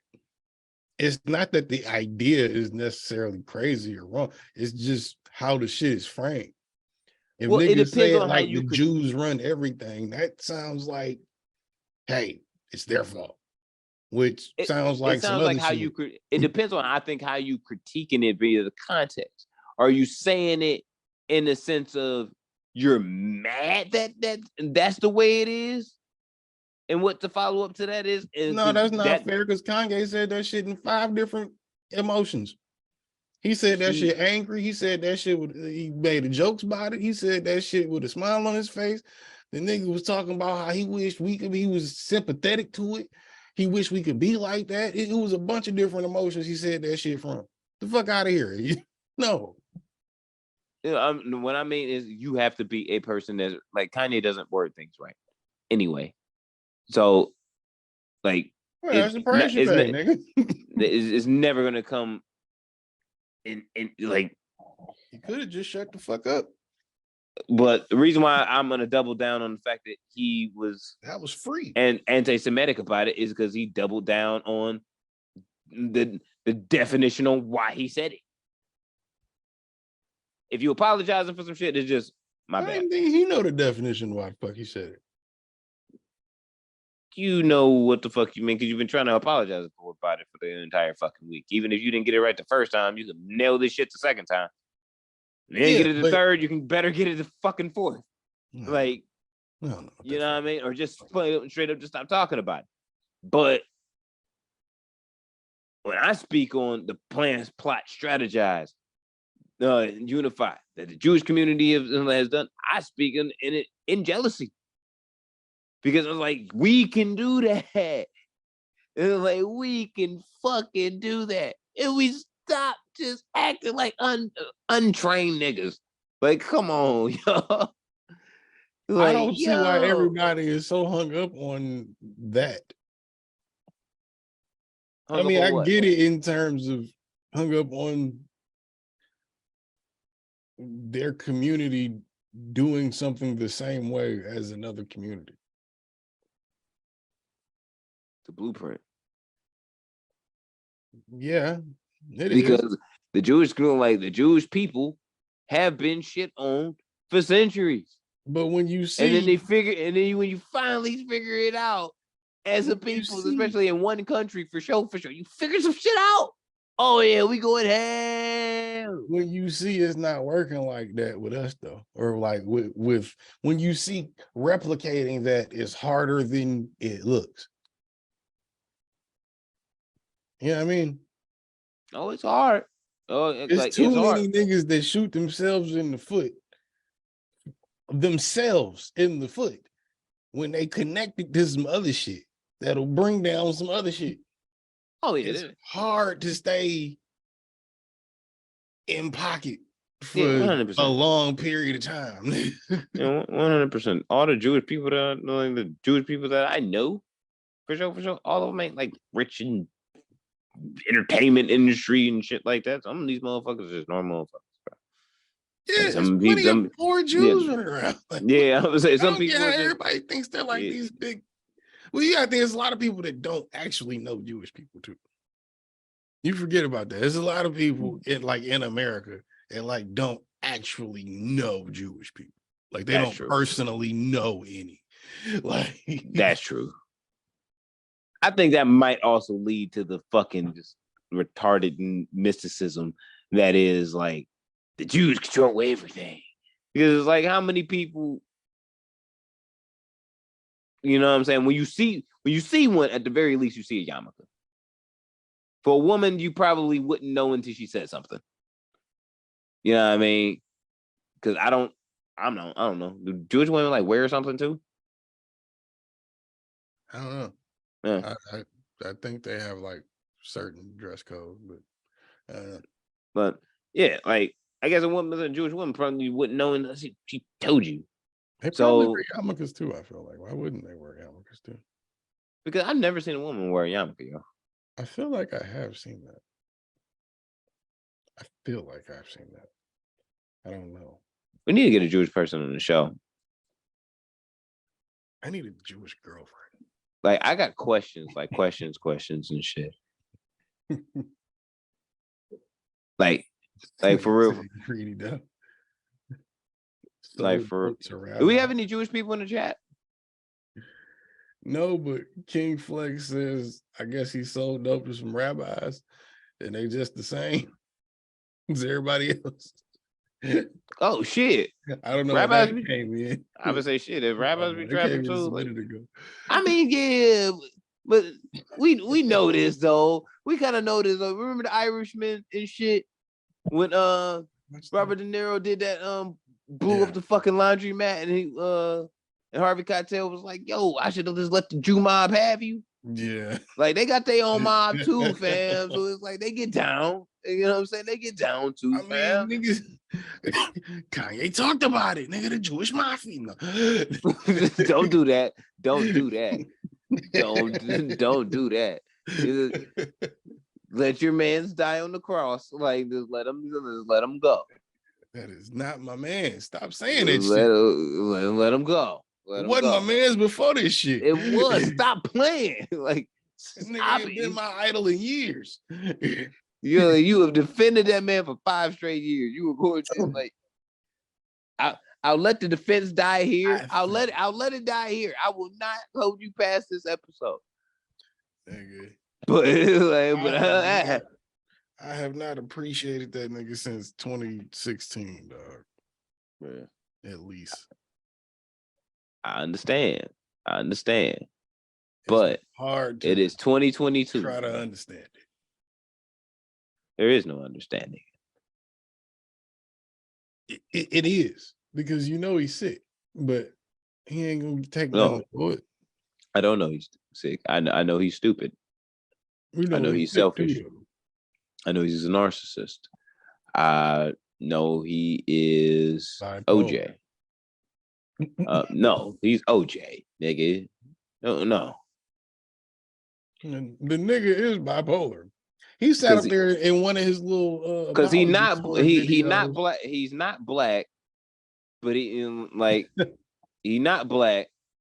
He's not Jewish. For some reason, felt like he needed to insult the Jews.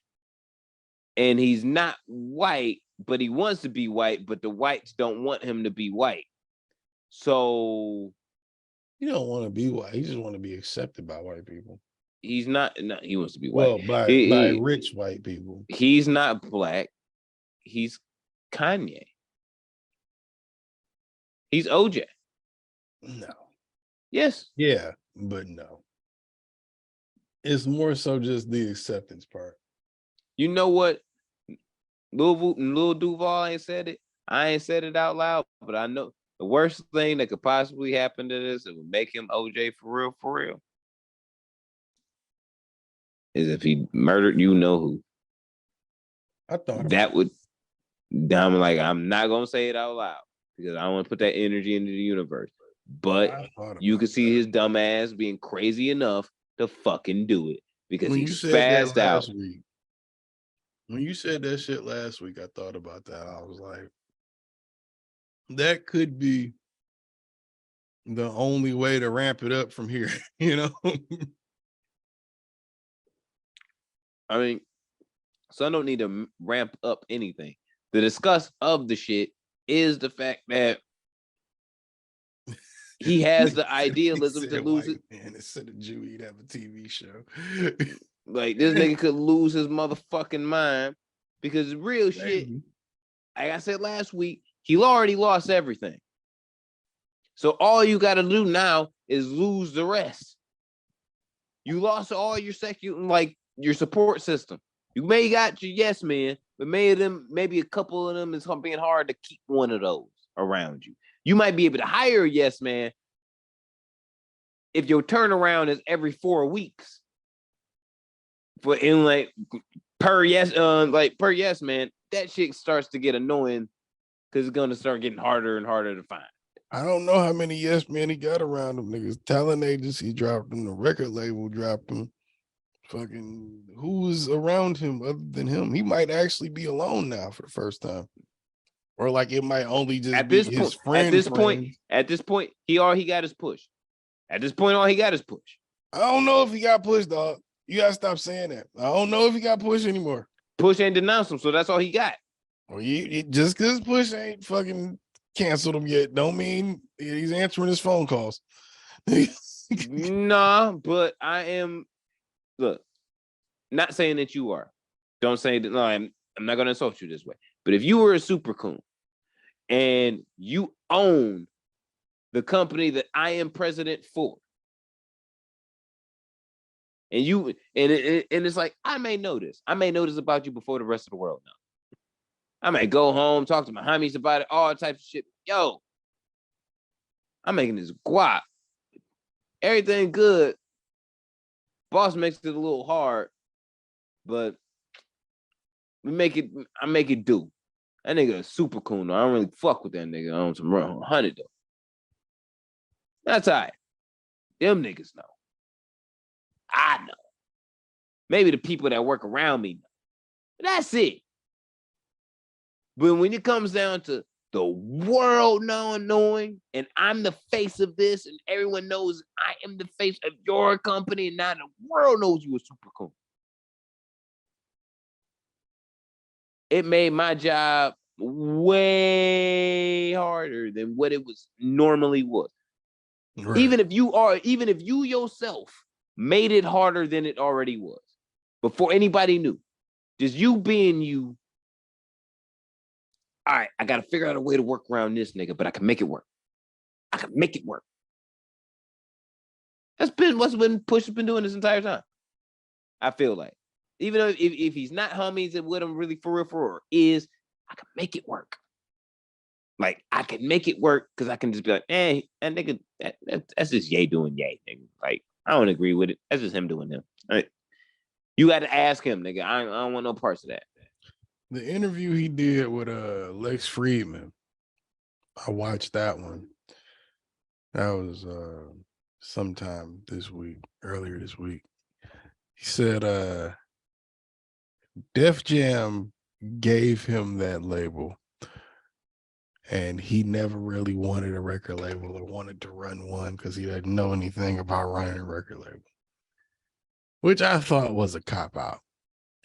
Because it's like, nigga, you did a whole, how many albums about good music? How many albums came out on good music, nigga? You had artists and promoted niggas and got paid off that shit. Don't tell me you didn't want. And that was pre-Push. Yeah, so don't tell me you didn't want to fucking run a record label, bro. Like that shit was a cop out, man. I don't know. Yeah, wasn't it like 2015, 2016 when Push got announced as president of Good Music? 2014? Like it was one of them 3 years. Like Good Music was already popping and well established before that. Yeah, that's true. So I think that's bullshit. Not a cop out. That's just straight bullshit. King Keith Lex said people think he off his meds now, so they flipping out. Lex dude who was Lex dude? Was a super Jew. That was a setup. Nigga called somebody a super Jew. But yeah, bro. I don't know. I'm thinking that's a fucking cop out. That's not a cop out. That's bullshit. That's bullshit. I'm thinking at this point, what more can you do? If that's true, right? If that's how he feels about it, what more can you do? You shouldn't want any more artists, right? You don't fucking run a record label. Oh, Lex. Okay, yeah, Lex Friedman. Yeah. No, he was super fucking Jewish. And Lex did kind of check him too a little bit. He was telling him some of that shit he was saying was stupid. And he's like, how is it stupid? Like, Lex, I don't understand. Because this nigga is a super narcissist. You want to call Lex Friedman is a super Jew? That nigga went up against a super narcissist. Like, you a super narcissist, nigga. I don't give a fuck what religion you are, what creed you come from. Like, don't even matter, nigga. A super narcissist ain't trying to look past their own mind and way of their thinking. They right, nigga. You wrong. I'm just trying to figure out at what point he's gonna stop acting like this was a 4D chess move, and it's just not. be like, yo. I hate y'all niggas out here that's gassing that nigga on that shit too. Like this was all a play to get out the thumb from under the thumb of the companies. I'm like, all right. Shit was all whack, bro. Like, nah, son. This nigga stonewalled himself into a box, bro. Oh, shit. Like, you stonewalled yourself into a box where you blackballed yourself from almost every industry. Yeah. Your documentary gets shelved. That's how your talent agency dropped you. Music label don't want you. Well, he can still start a distro, kid. Unless they didn't let him. He can still go drop independently like that. You know what? On top of Push, possibly still being there in this corner for right now, Sci-Hi's still there too. But he gonna need it. But if he started Distro Kid, he gonna need Sci-Hi. At the very least, he needs Sci-Hi. He ain't got shit if he don't get Sci-Hi. It's over. King Keith Lex said this nigga still got his money, bro. Adidas just hurting their sales. Yeezy still the hottest product out. That nigga is only worth $400 million. He gonna take a $250 million loss with this George Floyd lawsuit.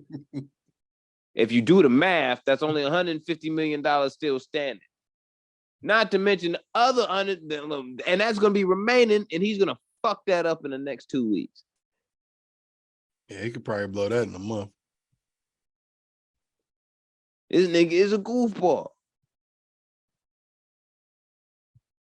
When that nigga was stunting around this motherfucker talking about I'm a billionaire, like I'm the richest black man in the United States, I'm good. Nigga, that money not liquid. You ain't got shit. You have assets.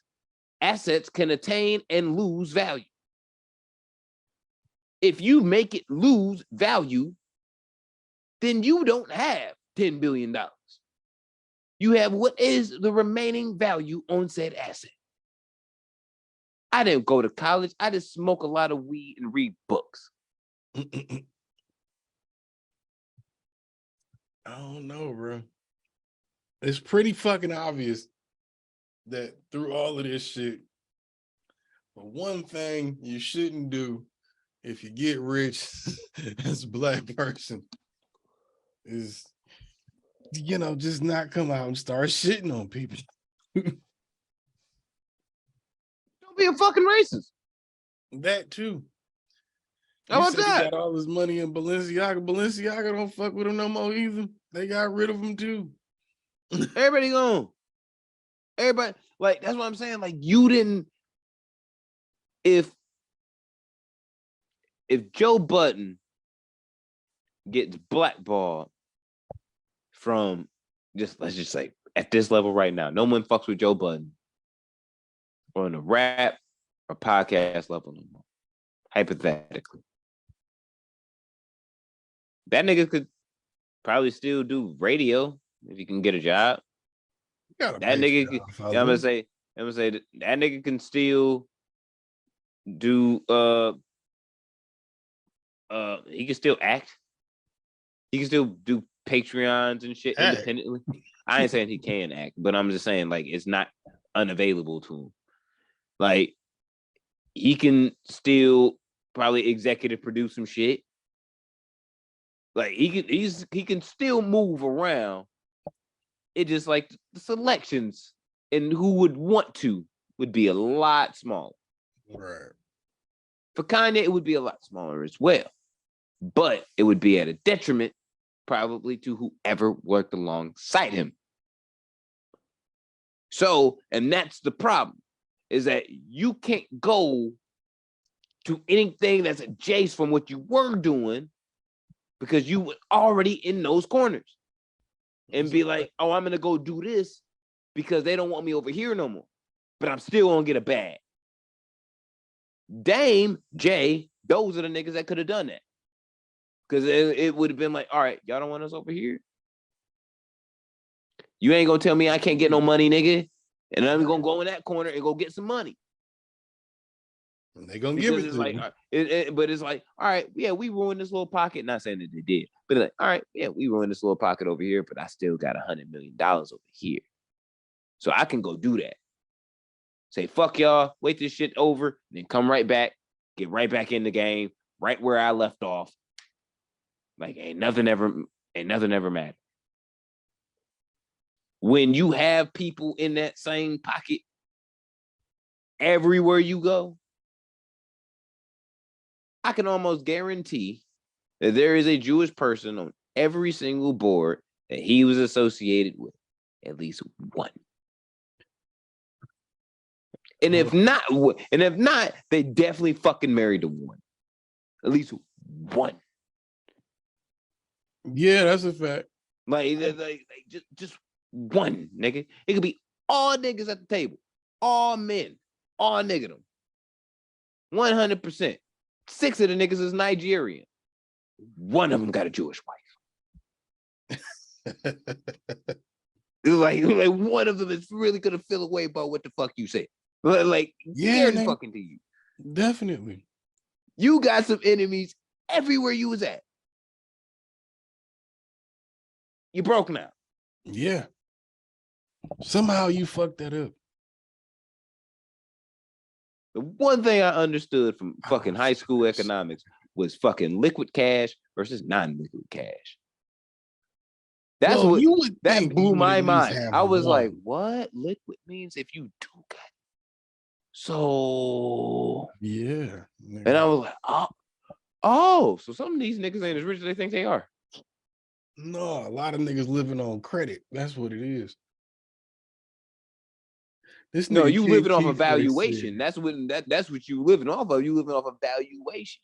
said, which is My credit. company is It's a different valued form of credit. my companies are valued at $12 billion. Yeah, But if you fuck up or if one of them shits go under, it doesn't say one company goes under. And it was valued at $3 billion and it goes to just shit overnight. Your shit Now might you be valued now. at $9 billion. Might be lower than that. You know what I mean? Because Like, you lost one, it might be exactly. You know what I'm saying? You might be only valued at $7 billion. Take a $2 billion hit because you lost out on fucking value and equity.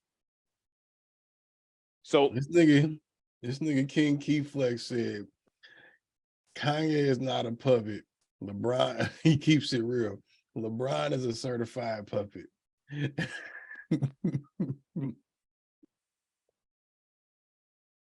I don't know about that one, bro. I don't know about that. nah, LeBron ain't a coon. I can stand by that. I can. That's what I can stand. I can just stand by LeBron ain't a coon. I can definitely stand by that. LeBron get back to his community. LeBron been back to Akron for real, for real.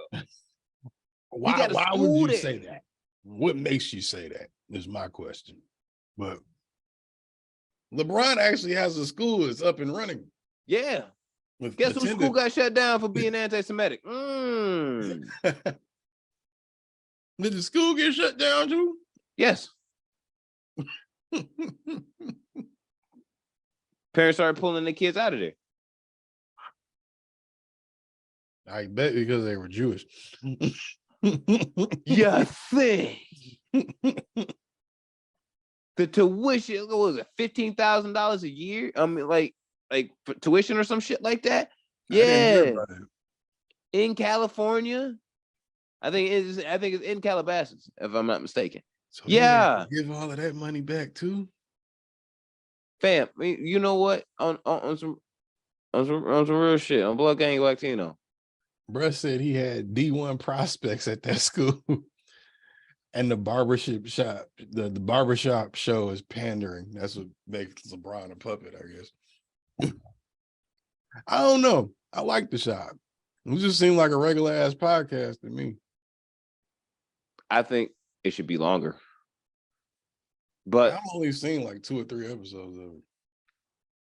It should be longer because you can tell that they cut down a lot of the conversations because it's like points are it's only like half an hour or some shit, but it's like points are just, you can tell niggas made a point and they got to it, but they didn't elaborate on the rest of it on the way like how they felt and shit.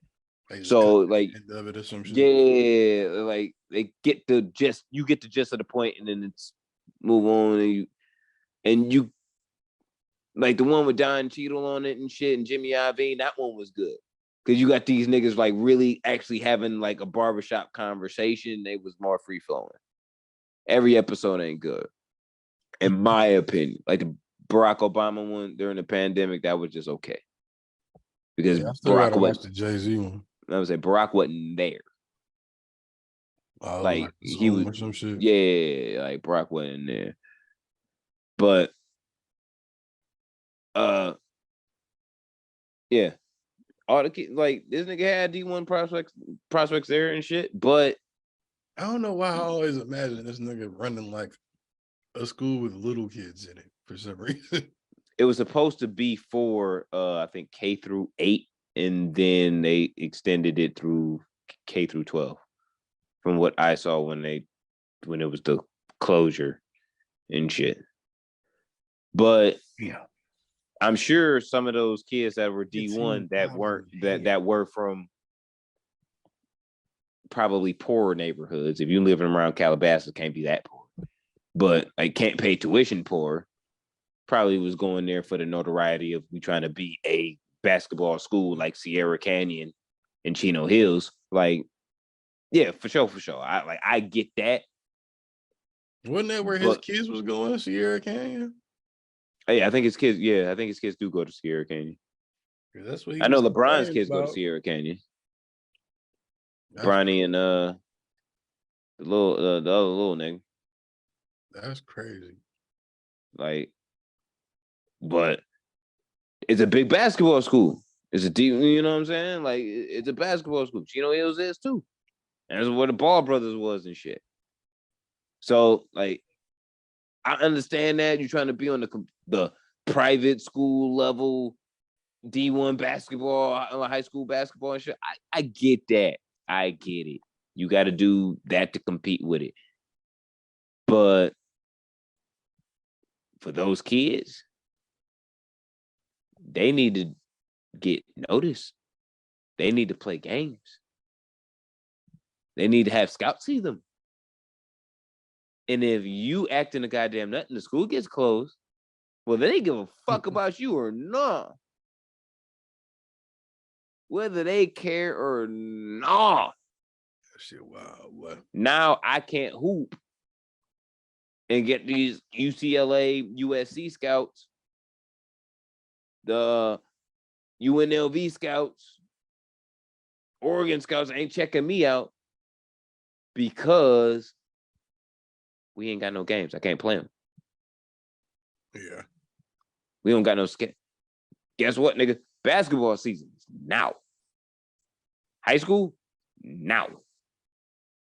Like, your season got eliminated now, nigga. That's fucked up. At the very beginning, you think you coming in D1. I'm about to shine.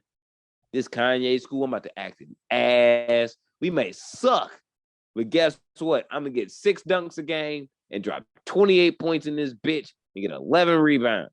With the get pussy talk, nigga. Killing these niggas. He don't get pussy. I think someone that says shit like that don't get pussy. They don't get pussy for it. When you that excited to get, you don't go to KU, you trash. It was at Kanye University. That's what it was. That's trash. That's trash as hell. This nigga really for real said something called a get pussy toe. Oh, somebody that named some shit a get pussy toe really don't get pussy. That nigga got so fucking happy when he got Kim Kardashian. Like she was the most exclusive pussy in all of Hollywood. Like there wasn't a whole sex tape that didn't exist. And Ray J yelling that he hit it first, even though we all know it was Nick Cannon, but we all forgot about Chris Humphries, but we didn't forget about Reggie Bush because he married a whole clone of her ass. Like, yeah. You know, this nigga was happy as hell. Like he was a nigga that just got accepted into the clan. Like, what the fuck? That just reminded me. That nigga said on that Lex Friedman shit, he was like, yeah, if you notice, like, in this video game that we're in, like, I have a type. Like, Kim has a type. Like, look at it, like Ray J, Reggie Bush, myself. We're like the same person in this video game. Nigga, what? Nigga say we're the same video game character. That boy think he ain't Wreck-It Ralph for real. Stop talking to this nigga. Like for real, stop talking to this nigga. I hope from all of this you understand now. I hope from the Friedman interview, I hope you understand why the fuck when I say to you, when you like, yo, you wouldn't want this motherfucker on the show. I'm like, no, nigga. No, I don't. And sometimes you just don't need to talk to niggas. You just don't need. It ain't even about giving them a platform. It's about not talking to the nigga. That's it. This nigga Keith Flex said ever since Pete smashed, this nigga been looking like a scribble pad. He has facts. Say coming up 6 inches short. Facts. You know what? He respond to the fact that Charlamagne, to the fact that Charlamagne says that he called him screaming about the fact that Pete had like a 10-inch dick and shit, and he smashing his wife. Look, he responded like a little dick ass nigga. I'm gonna keep it for real though. He responded that way. Any nigga that's confident in any man that's confident in himself. You know what I mean? If that was the case, that nigga ain't smashing that bitch like I was blasting her ass the fuck down. Fuck you mean? Man, if I'm gonna call that bitch right, I mean, I'm gonna send that bitch a dick pic. Why I'm playing? Like it would be one of those. Like if you confident in it, like man, fuck that nigga. Like shit. If you are insecure, you think that your penis is small now because you found out for some reason how you found out. If she told you, she flexed on your ass on purpose that he had a 10-inch penis. She did that to hurt your feelings because she knew it was gonna hurt your feelings. Oh, shit. Bitches only do that to niggas when they think they can hurt their feelings. That's what I'm saying. If she did it, he could. I imagine Kanye being so petty with the way that Kim Kardashian shit was going down towards the end, like towards the divorce, that he would have smashed a chick that Pete had already smashed just to ask. And that bitch was just kind of like that. He knew off of the rip. Like, I ain't trying to please this bitch. I'm just giving this.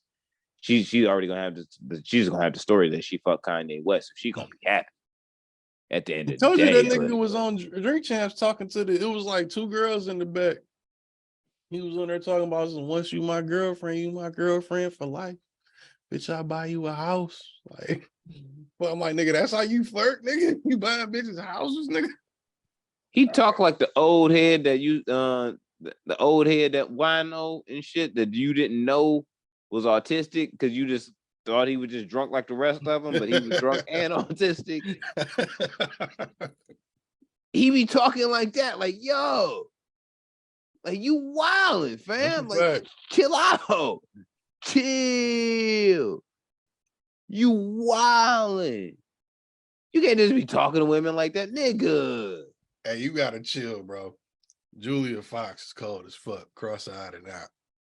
She gotta stop putting that stupid ass makeup on her eyes, but she fine as fuck. Look, you can be autistic and beautiful. Ain't nobody saying that you could be autistic and just you just look like a fucking mongoloid. No one's saying that at all. I'm just keeping it on it. Like, no one's saying that. Like, this nigga, the Twitter porn nigga, there was a couple like autistic chicks that like on there, and I was like, yo, that's crazy. Cause I'm in your head, you already had this deep this thought in your head, like they look a certain way. Yeah. And you see, and then you see, and you're like, yo, I would have never known. Like, I would have never For real. That shit must be fire. Like, probably that fire. Got a bitch got a whole lava lamp in there, and she don't even know. Shawty don't even know. But lava lamp. The whole lava lamp, she don't even know. That shit that you was afraid about on your Republican ass from across the way, nigga. She don't even know. Sitting on that. But shut the fuck up. Overall, this nigga responded like a straight up bitch. He looked like a straight up bitch when he did it. Why would you call Charlamagne? We never talked about that. We never really talked about that last. Why would you call a whole nother person? I don't get it. Well, as Keith Flex put it, he's a cuck gay West. See, that's what I was getting at. Even if my dick was also 10 inches, right? If that's the case, and I still know a nigga's pounding out my wife, that's the part that bothers me. It doesn't matter if the dick's bigger or not. It's the fact it's in my wife. That's the part that trips me out. No, you know what would trip me out? would be, even if it was a smaller dick, I'd be mad. if I'm near the crib, and they're like, this dumbass nigga bought a crib across the street from her crib. If I'm in the crib, we trying to work it out. I mean, meaning like I'm not working away from home in the crib and shit. What would bother me, and the only thing that would bother me, if me and Mrs. Ortega was in the same position, Right. Those are my walls to bash. Fucking right. What? Right. The thing what would make me upset would be if she kept fucking the nigga. But I'm a self-aware Then person. you gotta start Yeah, considering killing. yeah, I'm gonna say like, but I'm a self-aware person. So it's like my immediate thought would be, why? If it's something that I'm doing, all right, all we gotta do is fix that. If that's like, if it's fixable, if it's some shit where it's like you wanted me to change my character, no, fuck you. Peter can have you. Like no, I'm dying as Ortega. God damn it! Like that's the way it's going, bro. That's if she was really fucking him, I think, because she wasn't fucking Kanye, because Kanye was a fucking annoying cunt hole. So yeah, she's fucking Peter. Oh yeah. Real shit. Like Peter hollered. Peter was getting the puss. Uh-huh. Now the question is, would he would have felt worse? Shit. What up, 63rd? The question is, would he would have felt worse if she was fucking a nigga with a smaller penis and she was fucking with him longer?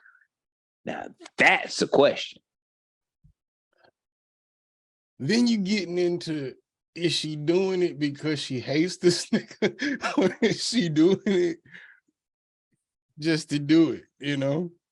Well, if nigga doing what he doing with what he got, and she lighter, more annoying asshole. If she's squirting all over the goddamn place and she never did that with Kanye, and dude got an 1.5-inch penis, nigga, she might stay with that nigga just based off the orgasms alone. Like she know Nick Little, she'll look you in the face. If she coming, shit, she ain't gonna care. That's what I'm saying. It's like, do you feel worse now if the nigga is bigger than yours or not? Like I said, I'm mad you're fucking her at all. It doesn't matter if it's bigger or smaller with me. But if I'm EA talking like a nigga that got like a 4 or 5-inch dick. I don't know, bro. He might have micro penis for all we know. I don't know. Look, I think he's a bitch. So in my head, since for the past 6 years, he has a vagina. So in my head for the past 6 years, him and Kim have been scissoring. That's the last 6 years. That in my head.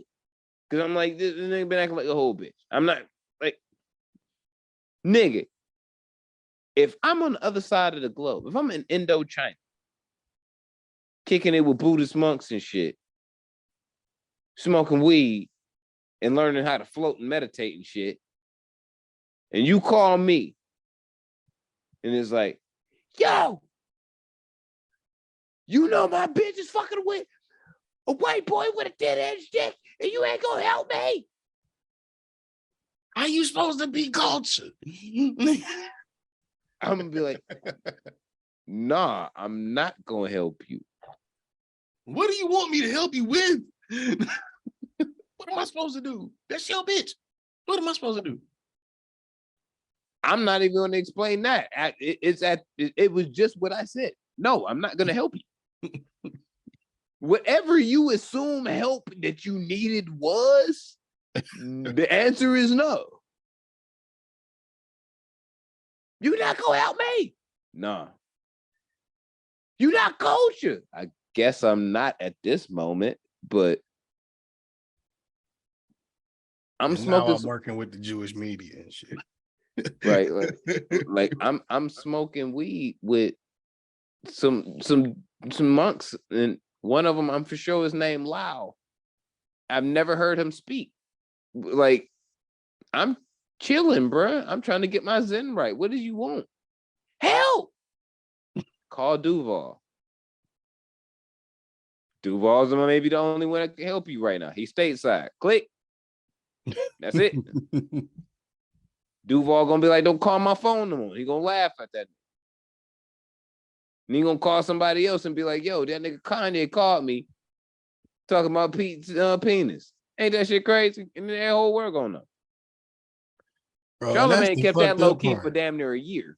That's what I'm saying. That's the fucked up part. He wasn't even gonna say nothing about the shit. This nigga wasn't even gonna say nothing. Charlamagne was a real nice nigga. He kept that low key for 11 months. He said that shit happened like last November. And that means Pete been fucking this bitch for a minute. Like, Christ. That nigga was keeping that shit low key than a motherfucker out of respect for you. He already knew you lost your goddamn mind. Out of respect for you, he was like, I'm not gonna say shit. Until you brought him the fuck up on some dumb shit more than once in the last month. And that nigga was trying to be cordial. Yep. It's like, dog, this nigga called my phone. Like Key Flex said, nigga, he's just a more annoying asshole. Pete is funnier though. I'll give it to him. Definitely a lot funnier of an asshole than that nigga. Not funny at all. His stand-up is funny. You can't go off of Saturday Night Live. That nigga not funny at all. Whatever. Now, when Kanye said he looked like he addicted to dog food or is addicted to dog food, I didn't believe that he is. But he definitely looks like he's addicted to dog food. Oh, yeah. He always has. Exactly. You know what I mean? But it's like one of those things where it's like you make fun of the fat girl who has a thyroid issue for real. She can't control her weight. Now you an asshole. Like you an extra asshole because you was already making fun of the fat girl. Now she fat and she can't do nothing about it. At this point, I'm surprised he hasn't gone at the fact his dad died in 9/11. I'm surprised he hadn't went there yet. That's his end with the Republicans. That's why they love him. That's the story he tells every time he meets with a politician. About Pete, nigga. Oh, I thought Kanye's dad died in 9/11. I was like, oh shit. Nigga, Kanye's dad is alive. Oh, is he? Yes, he's condoning half of this bullshit. Oh, I'm about to say he should parent better. He sucks at this. That nigga is alive and well. Oh, he sucks. Dad died in 9/11. Oh.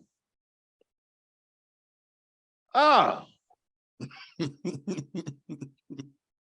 Oh, Pete should beat his ass. Yeah, right. Oh, Pete should beat his ass. Is Pete Jewish too? He might be. I don't know. No, he's Italian. Oh, really? Yeah. Oh, I was kind of hoping he was Jewish. I'm like, that nigga should beat. He just pull up at Kim crib, just fuck her one time, and then walk across the street and then beat that nigga ass. And then drop the rubber on his face, like, bitch. Yeah, him and his mom came on YMH a couple times. They're funny as hell. Oh, like telling stories about him growing up and shit. Like that nigga's Italian as fuck. Hey, look, I thought he was Jewish. Nah. But I'm thinking about I'm thinking about Andy Samberg. Yeah, about him. Yeah. That's a nigga though. I fuck with him. Yeah. I don't really like his personality comedy because it's a little weird. Like it's the kid that you would throw a cupcake at, like one with like the extra icing on it that would stick. So when you threw it at him, it was just like, it's in my face. And it's just like, there. What the fuck? How'd you throw that? Have you seen your face? That's why I threw it. No, I didn't see that a fucking Jewish rapper made a diss song against you. Oh, word? Is it in Hebrew? If it's in Probably Hebrew, that's not. already hard. If it's in Hebrew, it's hard off the rip. That's fucking wild. If it's in Hebrew, that shit's hard. If this nigga makes Jewish rap pop because it is, that's gonna be crazy. If it's in Hebrew, that shit hard. I ain't gotta understand what it said. I will learn Hebrew, bro. Cause I'm like, yo, if y'all Wouldn't that be hard to pull off rhyming that? rhyme what? In Hebrew? Yeah, I feel like it's a very guttural language. It might be kind of hard to rhyme. Have you listened to Worldwide Choppers? Yeah. A lot sounds a little off to us, but Well, yeah. when I heard Denmark rap, it was like, yo, You never heard Turkish rap, nigga? no, nigga. I've It heard sounds a lot like I've heard German Russian, rap, English, ironically. French, a lot of French. Shout out to Flower Bud. Yo, that single that you sent was dope, by the way. I don't know if he's still in here right now, but he might okay. be. Yeah, the clip in A the lot of stream. French. Damn. I ain't see that shit. I fuck with the gotta look Afro that up. beats too. I fuck with Nigerian rap. That shit's hard. I don't know, I fuck with grime a little bit. Certain different types of it, or certain versions of it, I guess I should say. Certain eras is what I'm trying to say. I feel that. Yeah, like certain shit's a little dope. You know what I mean? But Hebrew, matter of fact, I've heard Arabic rap too. That's why yeah, I've heard some Arabic rap. So Arabic rap can't be too much worse sounding as far as like the language and the flow and everything than Hebrew. Yeah. So it's like that Hebrew rap, because like the Arabic rap I heard sound hard. Like that shit was hard. So Hebrew bars might be cold, bro. Don't be sleeping on the Hebrew bars, bro. Nah, nigga, you definitely gotta check out different forms of rap. That's one thing I've learned this year for sure. Yo, New Era should start doing yarmulkes.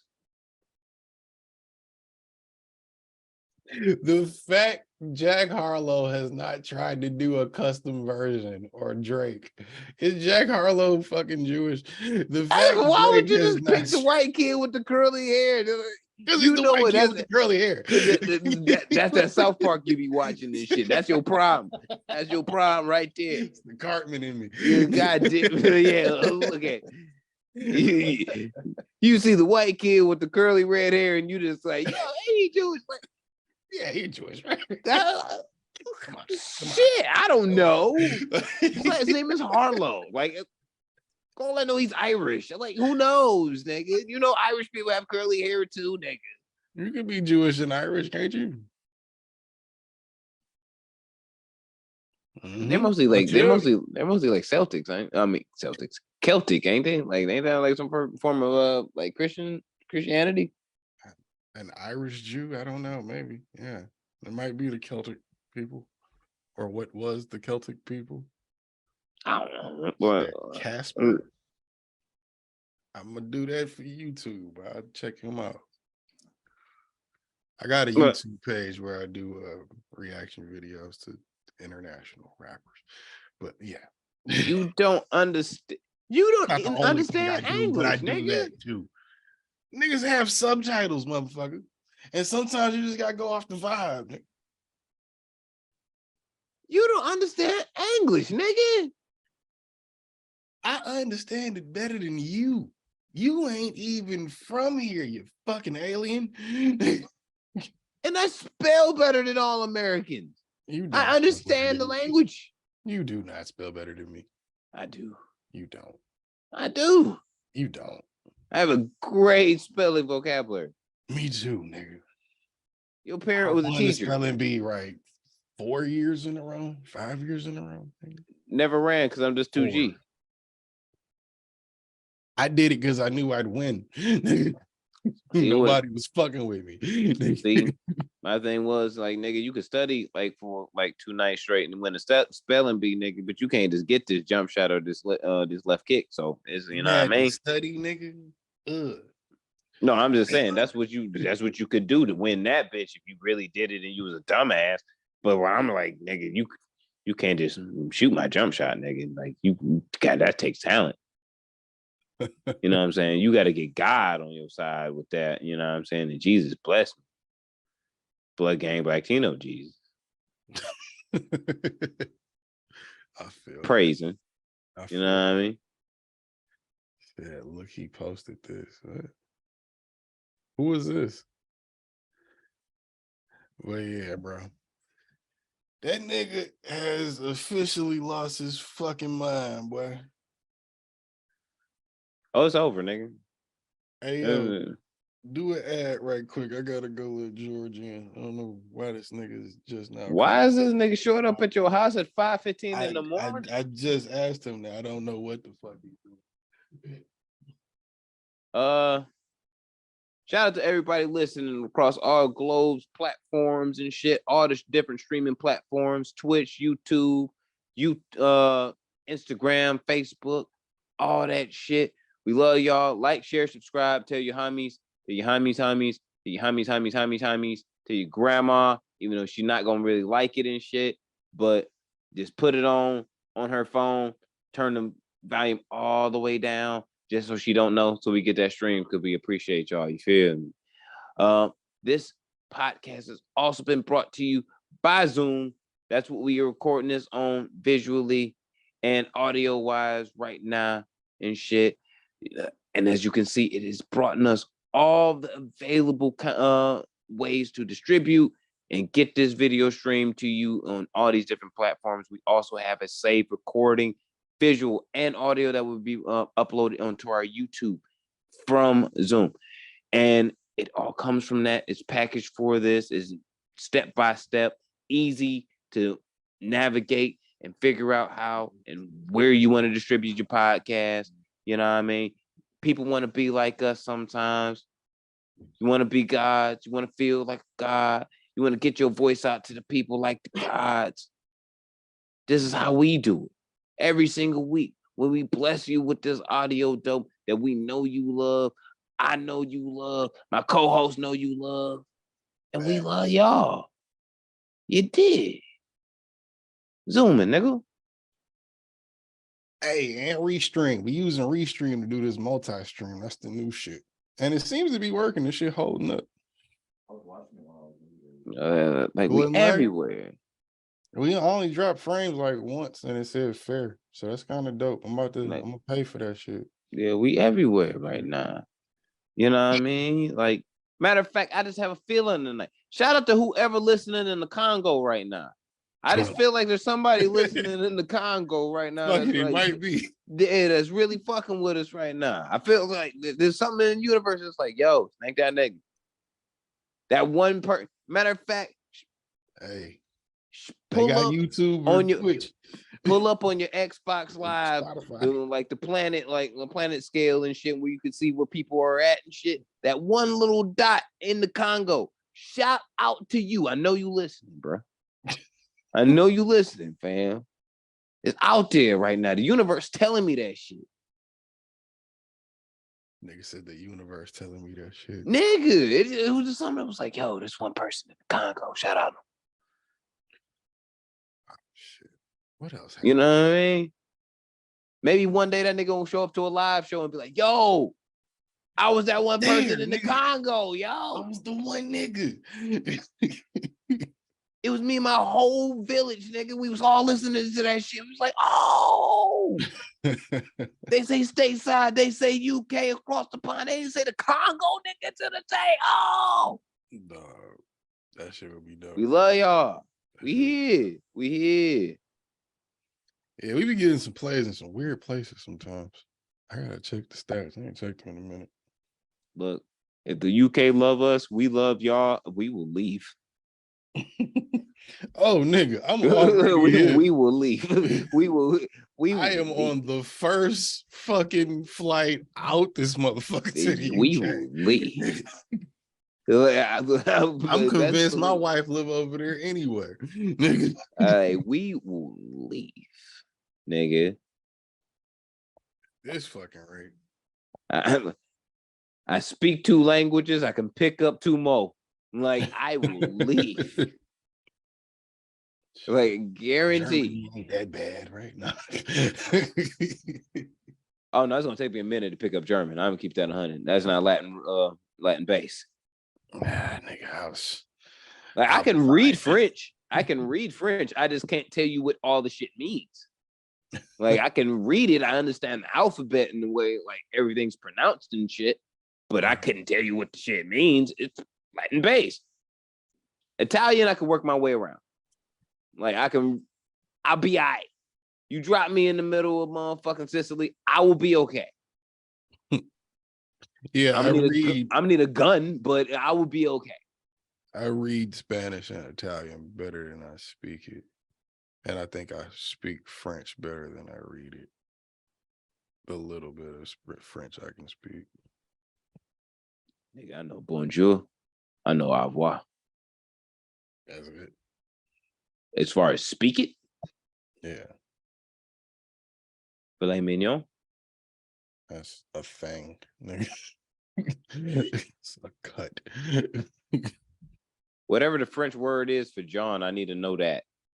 I don't think that's a thing, bro. There's a French listener. What's the French noun for like slang for everything? It's not the same thing. It may not be the same, but it's not gonna be John. If it is John, that'd be hard. But if it, I know it ain't gonna be John or that though. I mean, I guess you could maybe argue. Or whatchamacallit. Yeah, but nobody says John except for niggas in Philly and you. That's it. But here it's a whatchamacallit. Same noun. It's not a all right. Nobody. It's a noun. Like whatchamacallit over there. Like, you know what the fuck somebody is saying when somebody said whatchamacallit, bro. No, you don't. Yes, they don't even know what they're saying. Oh, that's real Republican. That you gotta just like overstate everything. All right. To keep it flowing. But all right. Whatever, nigga. Hey, look. I know who I voted for. I know who I voted for, bitch. I know who you voted for too. Give me that shit. I know who you voted for too. What's that mean? Shut the fuck up. Nigga. Voting this time, nigga? What? You voting this time? That's on the docket too. I would what's the name? I was just looking at something they sent me in the mail today. I'm waiting for them to send me my absentee shit. If they don't send it, if they don't send it, I can't go in and do it my damn self. I did it absentee last time, so I don't know. They haven't sent me one yet. If you are stateside and you can vote, go vote. Go vote. Because if I walk in that bitch, they're gonna want to see some ID, and then the conversation can get real sticky. Like, women's vaginas and ovaries and wombs depend on your vote, and the right to what they do with it depend on your vote. Go vote. I vote for women. For Whitmer in spirit. Oh, she got my vote anyway. She need her own pair of bucks. One thing I will say about this Michigan election cycle for the governor, of all the governor races I've watched in Michigan, boy, oh boy, I have never wanted to fuck the 2 candidates more. That is a threesome waiting to happen. Oh my God, Gretchen and Tudor, bruh, come on. That is a political threesome I would love. For real. Fuck Tudor. Yeah, no, she's an evil bitch. But I would clap them cheeks, boy. Blind. Can't do it. I'd clap her cheeks to the other side of the aisle, nigga. Can't do it. She'll be Green Party when I'm done with her. Nah, she'll still be an independent. At that point, you'll be an independent. Same shit. What's the difference? On the ballot, it say independent and Green Party, nigga. Shit. Same shit. Nah, they're different, nigga. They really for real. Because the Green Party know that they not gonna win. The Independent Party really think that they gonna win, and they hope so hard, but they never win. That's why they always bind together and just pray for the best. That's basically what the fuck they do. I think that's like the oath that they give you as soon as you become a Democratic politician. Hey, band together and let's hope for the best, man. I low-key been thinking about it. I'm not gonna lie. I think I get my shit right, bro. Another 5-10 years, I might fuck around and run for something, Congress or something. I could probably do it.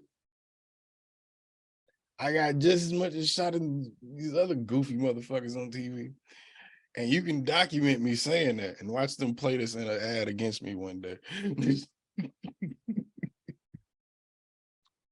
I just want the world to know right now in this moment that I'm Pusha T. And I do not stand by any political affiliations or thought processes that my co-host has or does have planned for the future. Oh, please. I don't even have any ideas yet. Shut up. Exactly. And I didn't say I was running right now, nigga. Exactly. And I know what I would run on, but I don't know what I would run about, if that makes sense. Exactly. Just keep proving my point. And that's why TikTok is here and it's real, sir. I will be offering my endorsement to an actual politician. Bitch, if I'm on the ballot, I am that. Possibly. What the fuck are you talking about? More than likely Mexican or Black. What am I?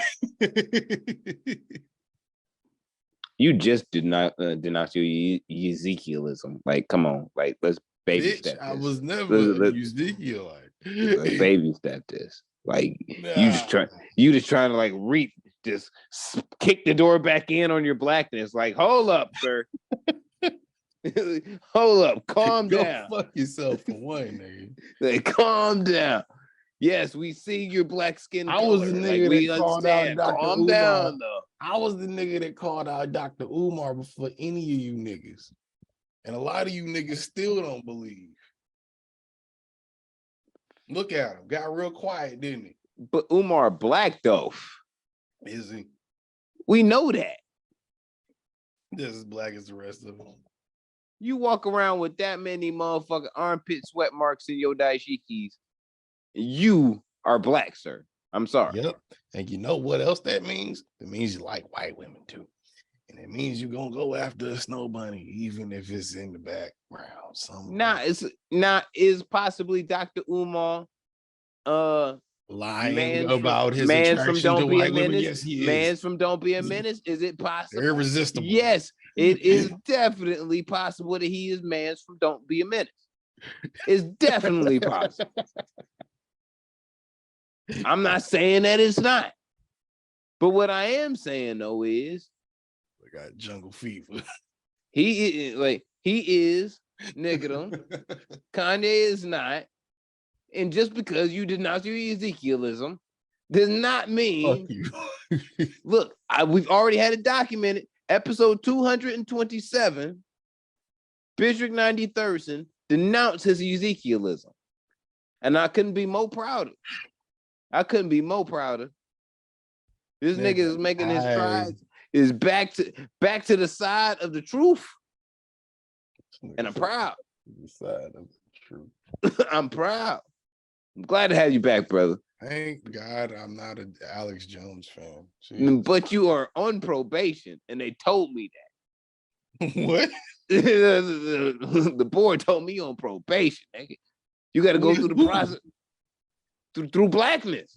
Nigga, you ain't even on the board. Nigga, shut up. I know. I'm here as just an affiliate from the other side right now. They just know I know you. You ain't doing shit. Look, man, I'm an ambassador. Ain't nobody looking to your ass for I'm no an ambassador. legislation. I am an ambassador. I don't want to hear that shit. Last 3 racial drafts, bro. I was in the draft room. I'm an ambassador. Nigga, whatever. We was there together. Did a lot of trades between us and the blacks. Did a lot of trades. He was here. I'm gonna need a lot of you love to and never unity. say that sentence again in your life. Did a lot of trades between us and the blacks.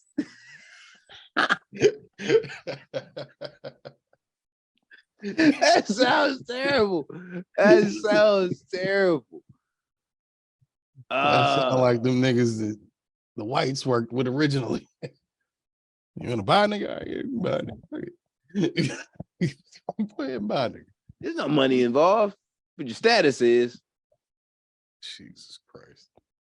And right now, there was an addition between this week and last week. There was an addition to the board, and there's a free agent that's probably going to be up there for a while. Bro, before we get up out of here, I have got to ask you, and this question is also for the viewers too, if you're hip to what I'm about to put on you. Have you heard, my friend, of the new sensation, the new what is it? No. The new phenomenon. Nope. Known as Art Nope. Clown. I said no like 4 times. You didn't let me fucking finish. I knew when you said like the new sensation, anything you like new sensation, I know you're saying sarcastically, so no. You don't know if I'm being sarcastic, bitch. He is a real sensational motherfucker. It's a mime. Art the Clown. He's a mime. Silent as a church mouse, but evil I would hope the as a mime motherfucker. is. Shut the what? fuck up. I said, but silence as a church mouse, but evil than a motherfucker. An evil mime? Yes. Now, who ain't stabbed him in the kidney yet? Well, like I said, they call him Art the Clown. Anyway, nigga, this is a movie, set of movies, 2 movies. Okay. Okay. I thought you were talking about like a real action. I'm like, yo, so we just got a mime just going on here acting crazy and shit, and we ain't stabbed this nigga in the kidney like somewhere in the hood? Like, come on, bro. This nigga. No, nigga. I'm talking about the Terrifier movies. Nigga. Okay, nigga, but I'm just saying we did have a whole slew of clowns running around here like 2 elections ago. Yeah, it might have been. So it's not out of the realm of possibility. That's all I'm saying. I was starting to think that might have been inspired by the first Terrifier movie, because apparently this clown Art is really, really fucking popular now. And do you like grindhouse movies? Yeah, absolutely. It's shot like that. Yeah, but it's almost it's a B grindhouse movie. If that makes sense. Like it's a B. I don't know. I've seen some what people consider bad grindhouse movies, but how bad it was made it dope. Its own thing. I wouldn't really call it grindhouse, but it's like the closest thing I could compare it to is that. Okay. It is kind of that style, especially the second one. The second one is more of that than the first one. Anyway, there's the whole thing is built up because it's a bunch of this, you know, they bill it as it's reimagining horror. You know, this is the new clown, new slasher is going to take over the world, whatever, right? Does he look like a regular mime? No, there's some significant creepiness to how he looks. I'll show you a picture of him real quick. It is, some might say unsettling, I guess, but at the same time, you also might find it very silly and look at that nigga and be like, nigga, get the fuck out. Depends on how scared you are of clowns, I guess. Nothing against clowns. I find them creepy though. If you walk,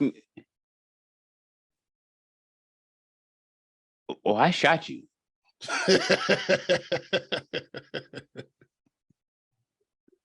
Because I was about to finish my point, but I got straight just to the point. Like I shot you. Because I'm like, nothing against clowns. I just want you away from my space. Like I just don't like you in my space. Like it's just weird. I just find clowns creepy.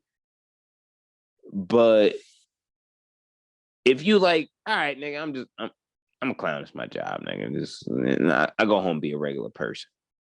If you look like that, I already know you're not a regular person. So I shot you. So, which leads me to my story.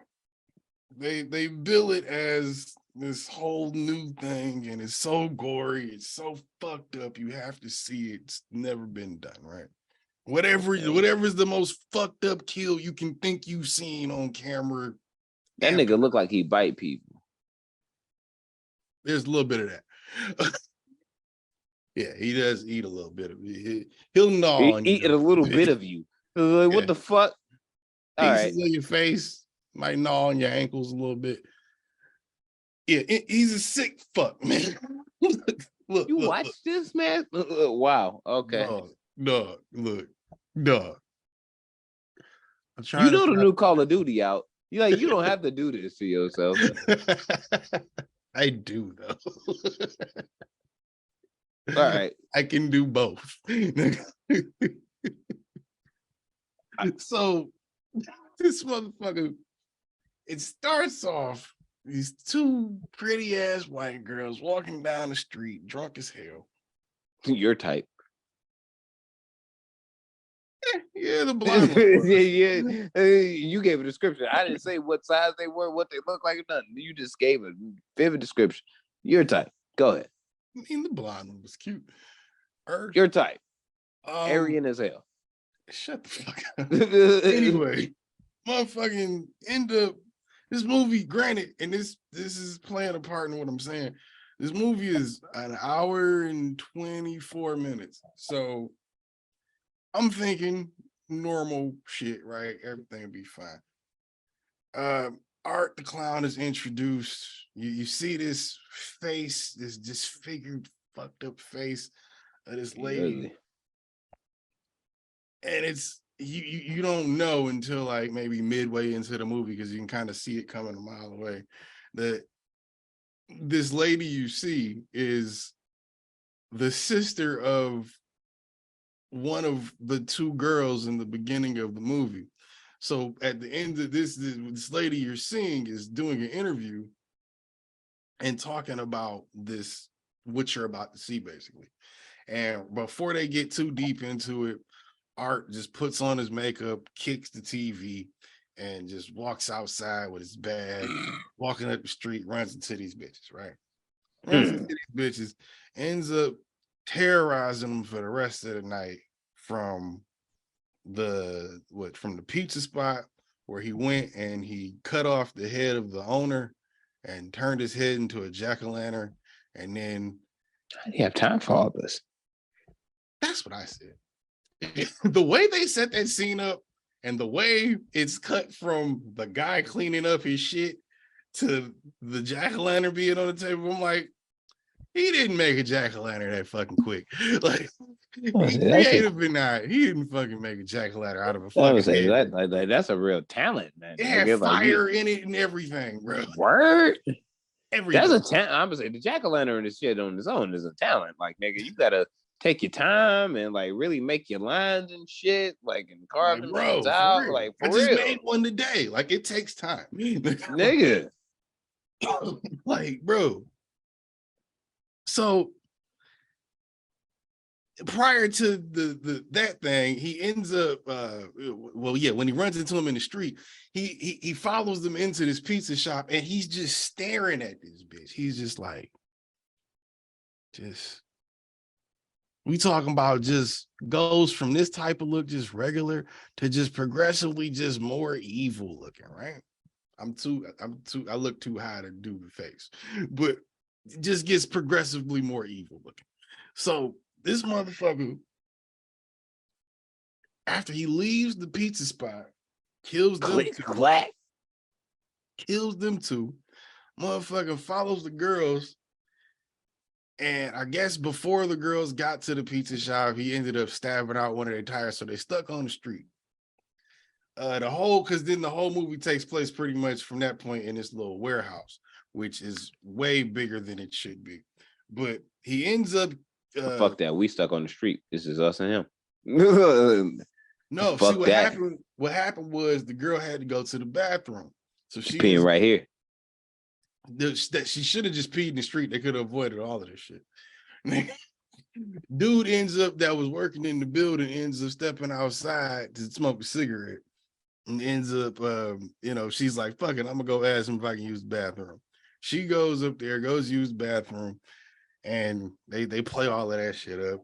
Leaves her friend out there by herself. Obviously, in a horror movie, big mistake. So, little blonde bitch gets kidnapped and drugged. He ends up kidnapping and drugging the chick that went to the bathroom. That's where I brought up the gnaw on your ankles, because he was playing cat and mouse with her in like this little garage part, and she's like hiding from him because she remembered him from the thing and from the pizza shop. So she's hiding from him, knowing some creepy shit is going on. He's like just looking around and running up on cars and backing away and shit. Ends up sneaking up behind this bitch and just biting her ankle and just Bill Cosby. Goes from doing that shit. Bitch tries to go away. This guy has a real obsession with eyes. He always attacks the eyes in the face first for some reason. But yeah, he ends up catching the girl. He drugs her, takes him back to some room in or not a room, but it's like a sewer or something, some undisclosed location. Ends up flipping the blonde girl upside down, stripping her naked, snatching her panties off, sawing the bitch in half from her pussy to her fucking brain. Made the friend watch. Friend eventually breaks out of the chair, tries to get to him. And this is when you know that Art is different, I guess. She starts beating the shit out of him and doing shit that would normally kill a normal man. And he's just taking this shit. So eventually he kills her. Sister comes in of that girl. He kills her. And that's the lady you see at the beginning of the movie. Now, Art has done a lot of shit in that movie where it was like, wow, I don't see how it's changing horror or anything, but it's changing horror. Because they said like it was the best fucking shit you see. It has absolutely. You thought you saw a clown once before. You can tell from how I just told you. Mime. The nigga don't even say shit. Just completely silent. And I guess because it's a mime or clown, yeah. But it's just no sound. Nothing. Your clowns laugh. My clones. Or my clowns are dead silent. Bro, it's fucking weird. This shit is. All right. So it goes from. There's more? Nigga, that was just movie one. Hold on. I was about to tell you to see a therapist. Hold on. So you can tell from how I described this movie, it's hard for me to string together the story because there really wasn't much of a story. It was mostly centered around this dude just beating the shit out of these three white women. Which I'm sure somebody would have. Somebody really. I'm gonna say that might trigger somebody. Like that movie may not be for everybody, bro. Somebody enjoyed it because they made a part 2, which has a limited run in theaters right now as we speak. And I went to go see it today because I got interested. Because they said on Terrifier 2, they hit new heights of gore. New heights of crazy. People are fucking heights. People are fucking fainting. People are fucking passing out and walking out in the theaters. It's fucking nuts, right? So I'm like, let me see what all the hype is about. I go see it. This movie, mind you. Granted, the first one was an hour and 24 minutes. This one, buddy, 2 hours and 28 minutes. So, how much cocaine does it? oh, I wish was I had in done that so budget. before I went. Was Jesus Christ. The director's cocaine budget was probably like 150 grand. I think they only had like 10 million to work with. This was crowdfunded. Both of these movies are crowdfunded. This isn't studio shit. Why did stop giving niggas your money, bro? Like, God damn. Both of these movies were crowdfunded. That's why it's doing a limited run in theaters right now. Because the first one's on Tubi. Stop giving niggas y'all money, just roof. Like, I understand subscriptions and like make it look like it don't cost that much in the moment and shit like that, because that's the era we live in. But nigga, damn, don't give stupid niggas $10. Hey, shut up. I'm one of them stupid niggas asking for $10. Bitch. Don't Send admit to me being $10 a stupid for nigga creative first. ideas, nigga. I will make them with your $10. What? Don't. Well, now that you admitted that you're stupid, why would I give you $10? I'm not stupid. I'm trying to make dope shit. But with a title, like, yeah, I'm stupid. Send me $10. But nigga. Might be interesting title for some people. Might be good enough for some people. You I know these two movies are definitely good enough for somebody. And I want to say it fulfills a part of shit that I like to see to a degree, but if you go, there's a level of weird. If you want to be stupid and have somebody send you $10 for real, and or at least claim stupidity and want somebody to send you $10, You ain't gotta be stupid to send me $10. You the one putting stupid on it. No, you said it like I'm one of those stupid people that, and I don't believe you're a stupid person. But yeah, I was going off of what you were saying. You said everybody doing that was stupid, nigga. No. So I guess I'm one of them stupid people doing it. Because I'm for sure saying, hey, nigga, cash at me. I got a Patreon, matter of fact, it'll be up soon. But you got some talent. You made a mime movie that was longer than the fucking Titanic. Right. So is it that stupid? Yes. Regardless, let me tell you how stupid. Motherfucking, the second movie comes around, right? They tell me people are walking out. They tell me people are fainting. They tell me ambulances are showing up to the movie theater and people are having to be taken out on a stretcher because this movie is so fucking crazy. I get there bright and early, ready to watch it. You said bright and early? Bright and early. First thing in the morning? No, it was like 4 p.m., but still. Oh. I was like, nigga, you nasty. Nigga, what the fuck is wrong with you? So start that off with breakfast? I was going to go see the 12 o'clock show, but I woke up too late. Nigga, you need to go to therapy more. That's too early for that shit.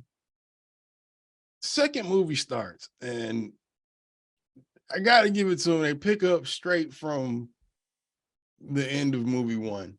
That's some Halloween shit. And to make it, I don't know, they made it, they had on some Halloween shit, they had little time jumps in there that was like just to the following year, which was the moment you were currently in. But there was a whole more elaborate story with demons and magic. This time there was a little demon girl. Little demon girl. Yeah. Her introduction, that was when the first person in my theater walked out. Because two people did walk out in the movie, and when I went to see it, it was like maybe 10 people in there. Two people definitely they've had enough. One lady came in when I came in, and she left about 10 minutes into it, and another lady came in like 5 minutes after she left. She was late, and she left 5 minutes after that. And she didn't even sit down in there for 10 minutes, bro. It was fucking crazy.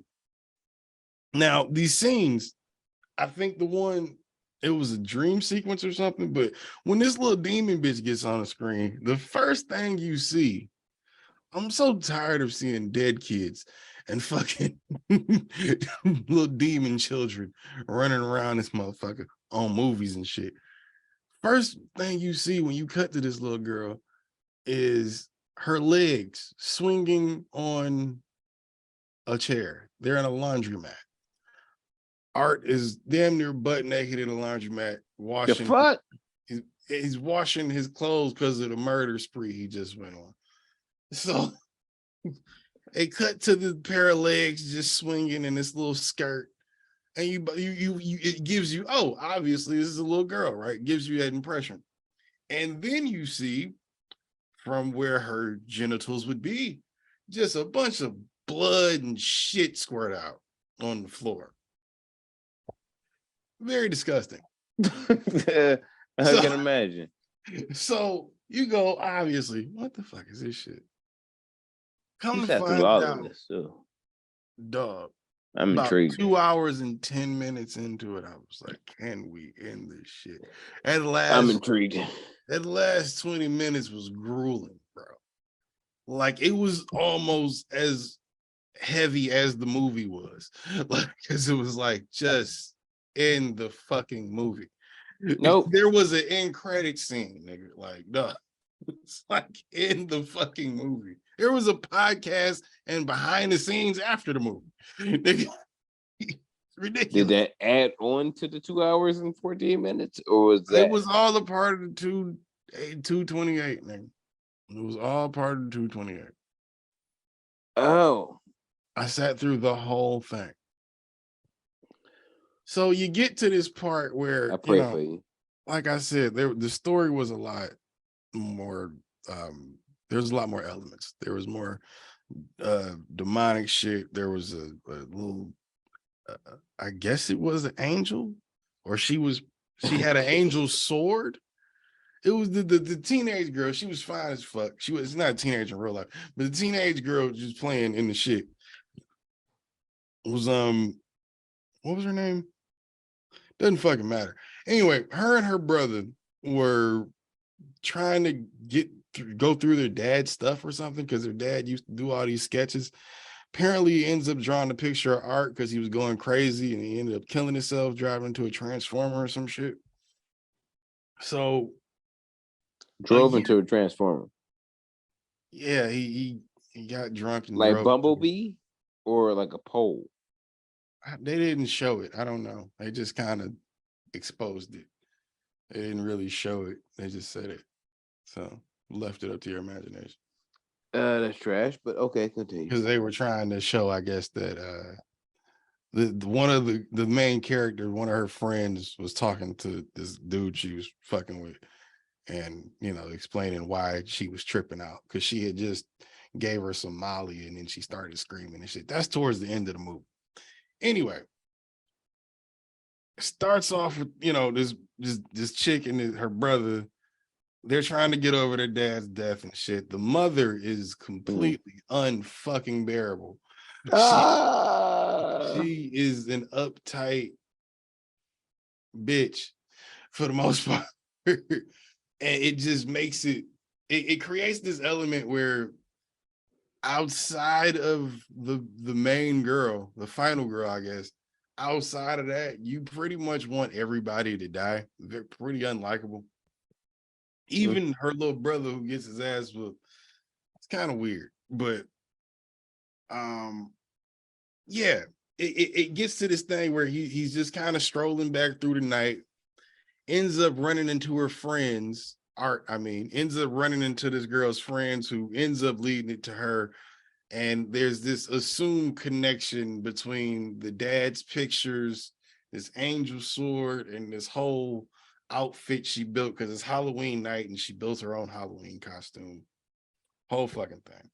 So she has a dream. There's like some Freddy Krueger elements in there, because she has a dream, falls asleep, and there's like a fire thing out of there. But in the dream, she wakes up, and where it was kids in this commercial, it goes to this scene where it's all adults, and Art is going through handing them lollipops and shit and giving them candy. And then he gets to her and he hands her this big box with a big ass heart in it and shit and tells her to eat it. She can't eat the shit. So then he takes out this Tommy gun and just starts shooting at everybody. Sets the one, there's like a bitch playing a guitar. She's like singing a little jingle, sets her on fire, and she just keeps playing the guitar. Fucking trippy shit. Then that's in the dream. So then they get back to reality, and he's starting to close in, I guess, on the friends. So as he's going in on the friends, he ends up getting in the house of the girl she's trying to meet up with to go to the party that ends up kidnapping her little brother. So that being the worst kill in there, or the best kill in there, dude ends up breaking her fucking arm, beating her with a bunch of knives, stabbing her in the back, breaking her other arm off, half of it.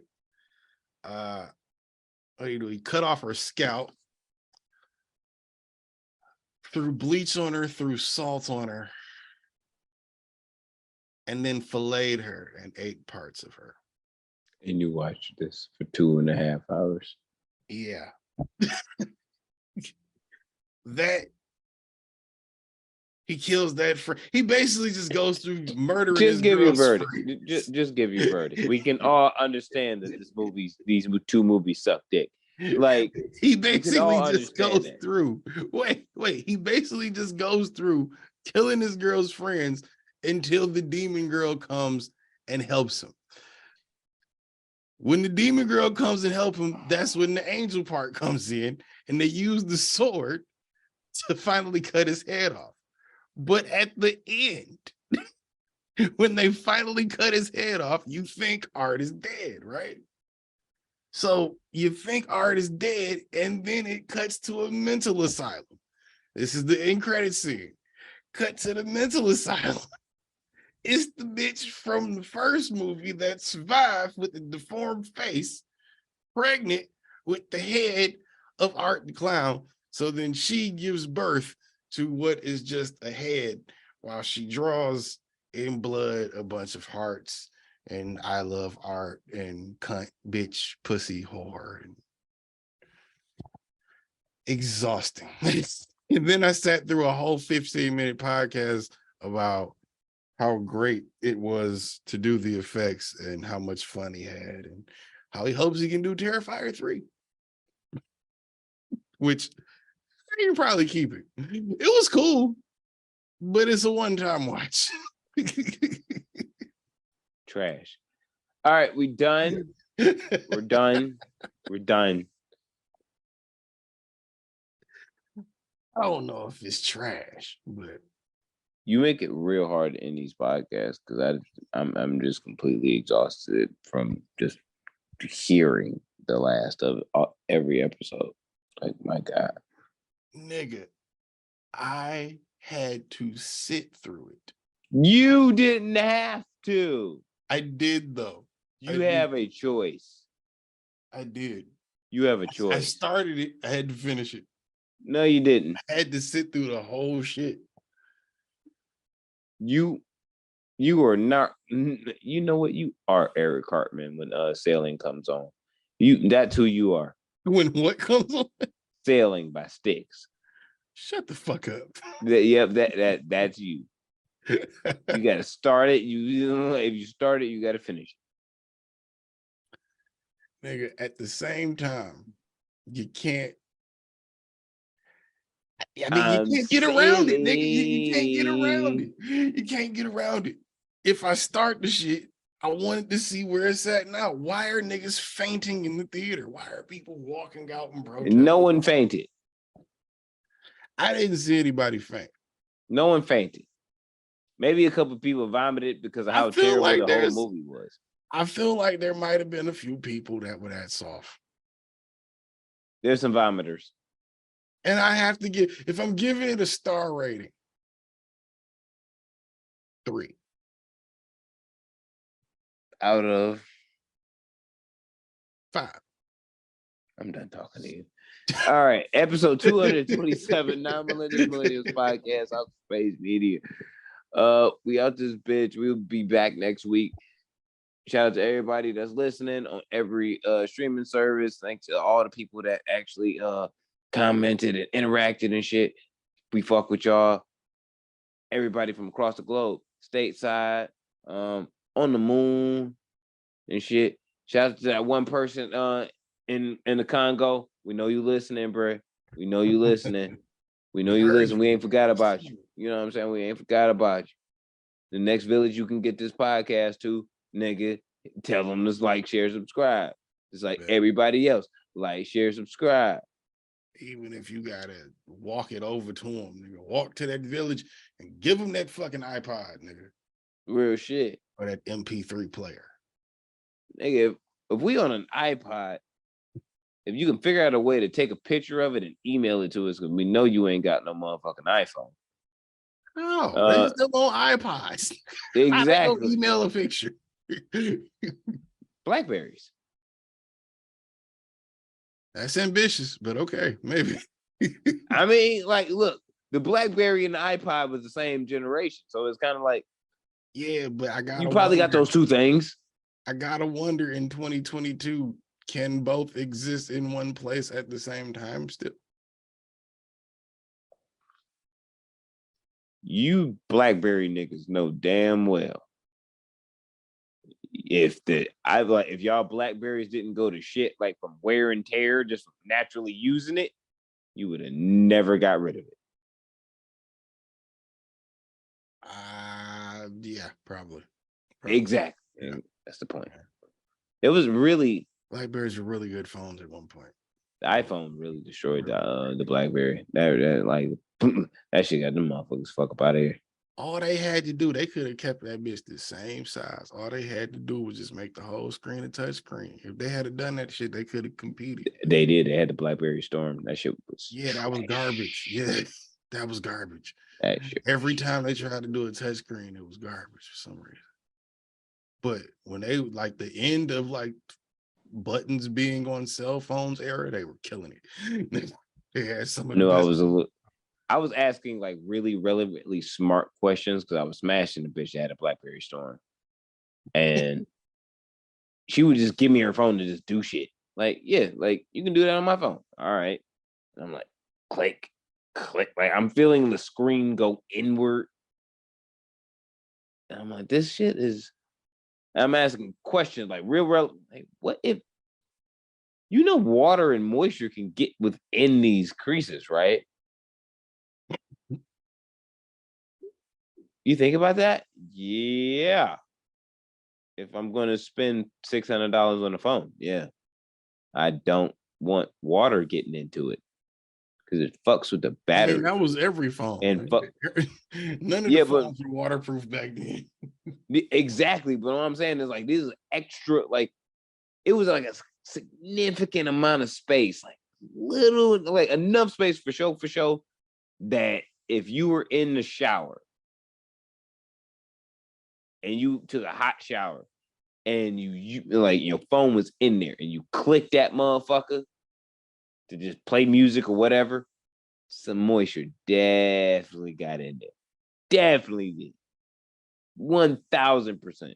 Well, that's yeah, that problem with flip phones. You know why? Because flip phones were indestructible.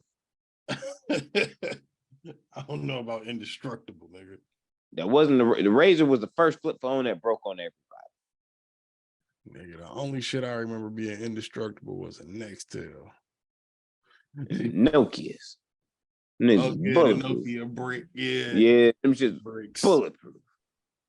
You could been shot 7 times in the Nokia. For real. And guess what? The Nokia still worked. Every time. Every time. Didn't even lose a number. Just got a little dent in the back. It's all good. I keep shooting niggas sometimes in the same spot. I don't know. It was a good shot. All them shit bounced off like Superman, like ding, ding, ding, ding, ding, ding, ding, ding, ding. That shit is hilarious. Anyway, ain't no fucking way. Look, but this shit was strong than a motherfucker though. You know, charge for shit, but they might save your life. That's what I'm saying. if you got a BlackBerry right now, and you got an iPod that you listening to this podcast to right now, you can definitely email, you know what I'm saying, to the pod and shit. See what's up. Email to the pod and then throw your phone across the village so your homie can get hip. Yeah. You know what I mean? Like emailing, what they call them shits, attachments to your homie. I don't remember what it was in 2005. So they can like put it on their shit, on their iPod, and then let their village know. I think we were still buying ringtones. Yo, we might be on LimeWire down there, bro. You ever think about that? LimeWire not thing no more, bro. Still shut There down. it might be. If they're that behind in the times, there it might be. I think that's just a legal matter, bro. Well, whatever the new LimeWire is, you know what I mean? They're ripping shit from Spotify and downloading the shit in there because they can't get Spotify because they don't have good internet. You know what I mean? They're doing some version of that thing. They got cassettes, nigga. That's going even further back. I'm just saying they got cassettes. Even more time consuming. I'm just saying they got cassettes, nigga. Like CDs, nigga. Like not even the good CDs, like the fucked up CDs. Like remember when CDs first came out and they scratched so easily? Those, yeah. Like those, nigga. Pretty bad. Yeah, them shit's shitty. Shout out to D4L. I'm